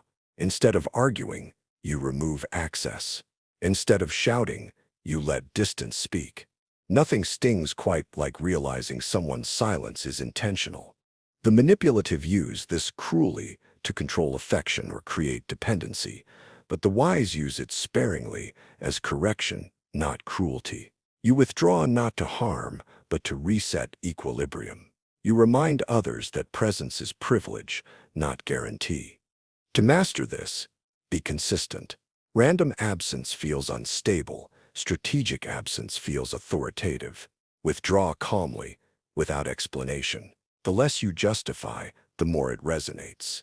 When you return, do so without apology. Your return is the message. Power often isn't in what you give, but in what you stop giving. Because disappearance, when timed correctly, does more than words ever could. Appear predictable. Think otherwise. Predictability earns trust. It makes people relax around you, lower their guard, reveal their patterns. That's why the most strategic minds appear steady, even simple. They create comfort by being readable, while their true motives stay hidden beneath routine. Appearing predictable is camouflage. It's a way to move invisibly through systems obsessed with analyzing behavior. When others believe they've figured you out, they stop watching closely. That's when you begin to act freely. This technique is ancient. In war, generals repeated maneuvers until the enemy expected them, then shifted subtly at the critical moment. In politics, leaders maintain familiar rhetoric until the audience no longer questions sincerity, then slip in the change they wanted all along. In everyday life, the same pattern applies. Stay consistent in tone, routine, even humor. Let people mistake familiarity for understanding. When they believe they can anticipate you, they expose themselves through overconfidence. But the secret is discipline. You can't appear predictable unless you actually are. Most of the time, predictability must feel earned, not staged. The contrast between the ordinary and the sudden twist is what makes your unpredictability effective. To use this ethically, stay transparent about intention but fluid in execution. Let people trust your direction, not your methods. Because visible consistency hides invisible strategy, and nothing moves freer than the person everyone assumes they already understand. Control through selective attention. Attention is energy, and where you place it determines what grows. In social dynamics, selective attention is control. You don't need to dominate a conversation. Only decide what deserves your focus. The rest withers on its own. People crave recognition like oxygen. The moment you look at something, you validate it. When you withdraw focus, you announce insignificance. That's why ignoring chaos is more powerful than confronting it. Silence tells the world what doesn't matter. Leaders use this instinctively. They praise quietly, correct rarely, and never chase noise. Their attention becomes reward, their indifference becomes discipline. The group starts performing for proximity to their focus. In conflict, selective attention dissolves manipulation. When someone tries to provoke, ask questions instead of reacting. Redirect spotlight, not anger. Attention shapes emotional gravity. The one who controls focus controls the field. To practice this, treat your attention as sacred. Don't look at everything. Don't respond to everyone. Be deliberate in what earns your gaze. The more intentional your focus, the more people will fight for it, and the fewer will dare waste it. Because attention given too freely becomes approval, and attention withheld becomes throne. The mystery of minimal speech. Words fill space, silence shapes it. Minimal speech is power because it forces the listener to engage imagination. When you say little, people lean in. They amplify your meaning, interpret your pauses, and often overvalue what you've said. Every great manipulator, leader, and artist understands this verbosity reveals insecurity. Those who know speak little because certainty requires no rehearsal. Minimal speech commands authority through scarcity. A single well-placed phrase can cut through paragraphs of noise. When words appear rarely, they carry weight. Listeners replay them, searching for depth, and find it even when it wasn't there. But minimal speech demands composure. You must tolerate silence without flinching. Let tension bloom without rushing to fill it. That stillness makes you magnetic. The louder the world becomes, the more people crave your restraint. To practice this, refine before you release. Say half of what you planned. Let tone do what grammar can't. When you finally speak, let your words fall like stones, slow, heavy, deliberate. You're not withholding language, you're sculpting it. You're not quiet because you lack thought. You're quiet because your thought is already finished. Because noise seeks validation, but silence confirms it already has it. How silence creates myth. The moment you stop speaking, the story begins. People fill silence with imagination, and imagination always exaggerates. That's how myths are born, not from lies, but from gaps. Silence doesn't conceal truth, it multiplies versions of it. When you stop explaining, others start interpreting. They build narratives out of fragments, and the less they know, the more meaning they invent. The mysterious become legendary because silence invites projection. Everyone sees what they need to see. You can feel this power in history. Leaders, prophets, thinkers, the ones who left gaps between their words, live longer in memory than those who never stopped talking. Silence forces the mind to collaborate, to finish the story itself. But silence must be earned. It only creates myth when preceded by presence. Too much silence too soon feels like emptiness. Too little leaves no room for curiosity. The art lies in vanishing while you're still being remembered. In conflict, silence unsettles because it denies closure. In love, it fascinates because it denies certainty. In power, it endures because it denies access. The less you say, the more people replay what you said, and every replay gives it new shape. So when you've made your point, stop speaking. Let the pause do the persuasion. Let mystery breathe. Because silence isn't absence, it's the echo that keeps your story alive. The strength of understatement. Power whispers. It never shouts. Understatement is persuasion through subtlety, the confidence to say less because you trust the weight of what you've already said.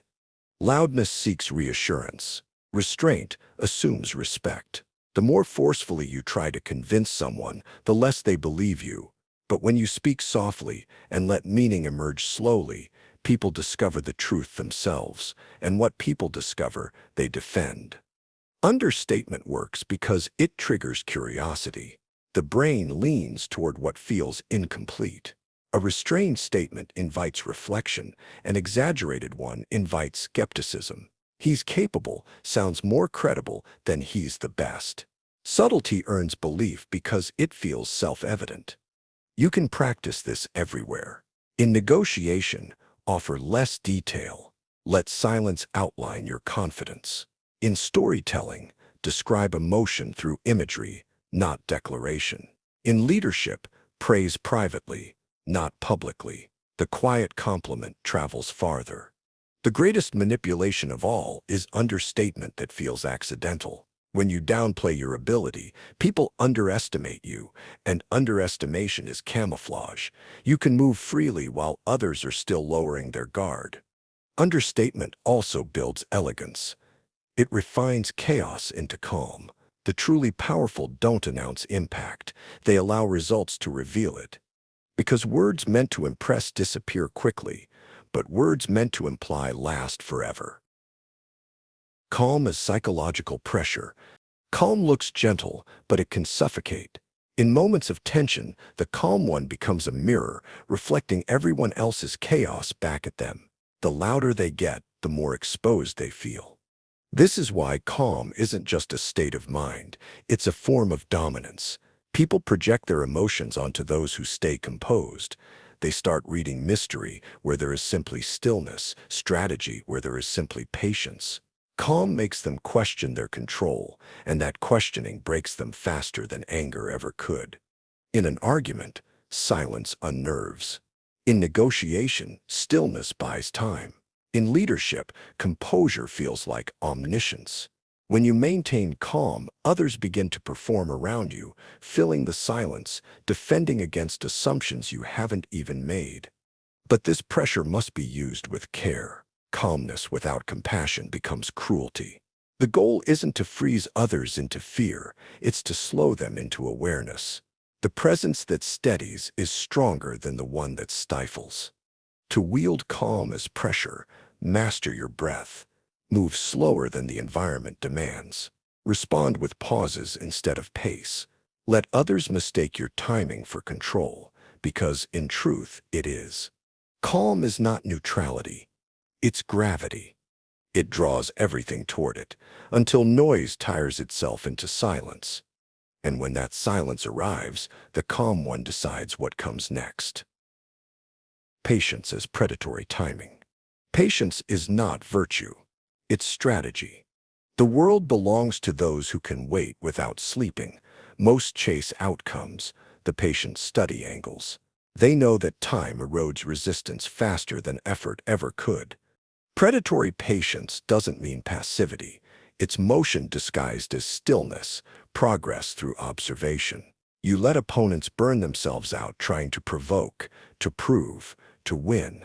You wait until desire blinds them, then move when clarity returns only to you. The impatient act from impulse, the patient act from inevitability. Waiting becomes weapon when others confuse silence for surrender.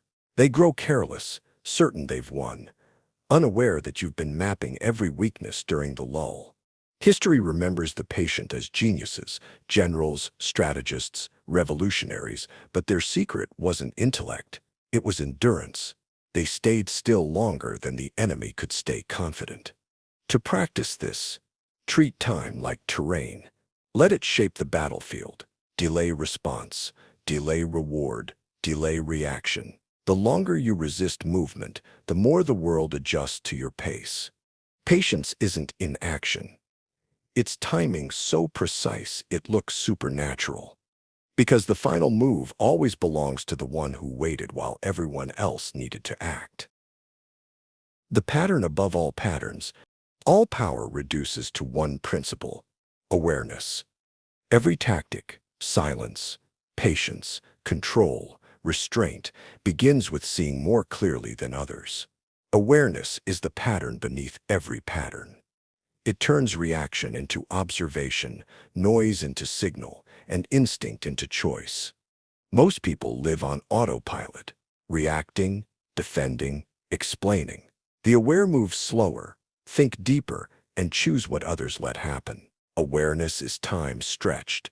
It gives you one extra second to decide when others already regret. Every dark social pattern you've learned, manipulation, influence, control, becomes dangerous without awareness. Used blindly, they enslave you to your own performance. Used consciously, they free you from it. Awareness is not paranoia. It's perception without panic. You see motives, but don't judge them. You recognize patterns without becoming them. It's the highest form of intelligence, not knowing more, but noticing faster. To cultivate it, watch before assuming, ask before answering, feel before reacting. Every pause expands perception, and perception creates distance, the space where power lives. You can master silence, tone, patience, strategy, but if you lose awareness, you lose control of all of them.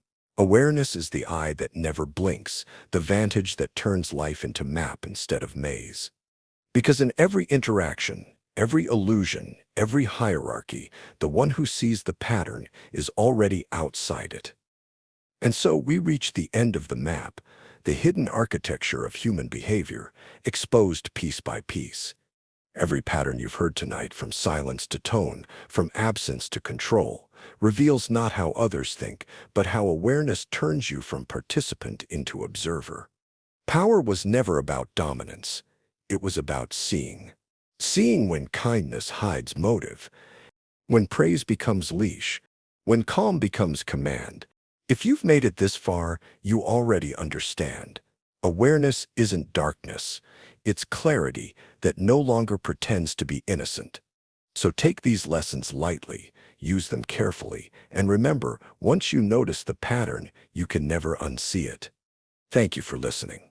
If this journey opened your eyes in quiet ways, subscribe, share, and keep exploring the deeper layers of human behavior, the ones that shape the world long before words do. And as the night closes in, let stillness be your final advantage.